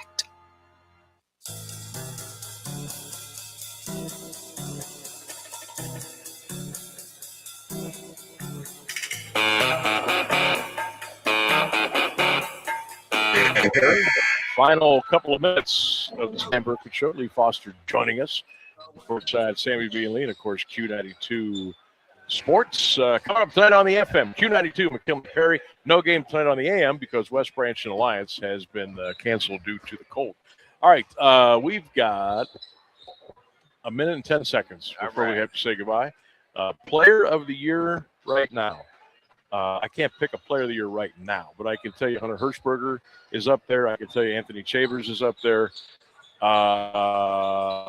Mason Morris is having a really nice year. The couple of the kids from Maslin. Oh, this is Federal League. So Morris, Shavers. I mean, Caden Loy's scoring more points than Caden Morris Loy. Yeah, I'm going to let that play out, but that's where I'm at. Isolated while scoring a bunch, but 4-11 record, you can't win Player of the Year with that. Because Shavers missed 3 or 4 games, I give that a wrinkle in the cap. I would lean Hirschberger right now if it was me. Of course you would. You Hoover guys, stick together. But just because McKinley's got more dudes that do more, they just have more guys. Yeah. Carter goes off. Thompson goes off. Keys goes off. Hunter's got to Webster do goes more. off. Yeah. Got to do more. If he doesn't do it, they got big issues. This team one guy can suck, and they got 3 more that'll pick him up. Yeah, that's true. That'll be something to follow along. Player of the Year, Coach of the Year. Don't forget to check us out on Instagram and X at Courtside Sam Lee, for game broadcast through Q92 Sports. You can check us out for our power poll that comes out every 2 Sundays at 11 a.m., and we have some fun with that as well. We invite you to join the family at Courtside Sam Lee on your favorite social media platforms. We got to roll out here. The show portion is done for today. Thanks to Brad Fox and everybody here at Perry, Kevin Yoder, for getting us all set up and ready to go. And they really didn't have to be here that early today because there was no school. So we thank them. We thank you for listening and commenting and hanging out with us today. And check us out over on Q92 a little bit later on tonight, around 6:40, 6:45 as the Bulldogs take on the Perry Panthers. That'll wrap it up here. We will talk to you on the AM, which is here tomorrow, again at 3. Until then, go Bucks, go Browns, go Cards, go Gavs. Good night, everybody. We'll see you tomorrow.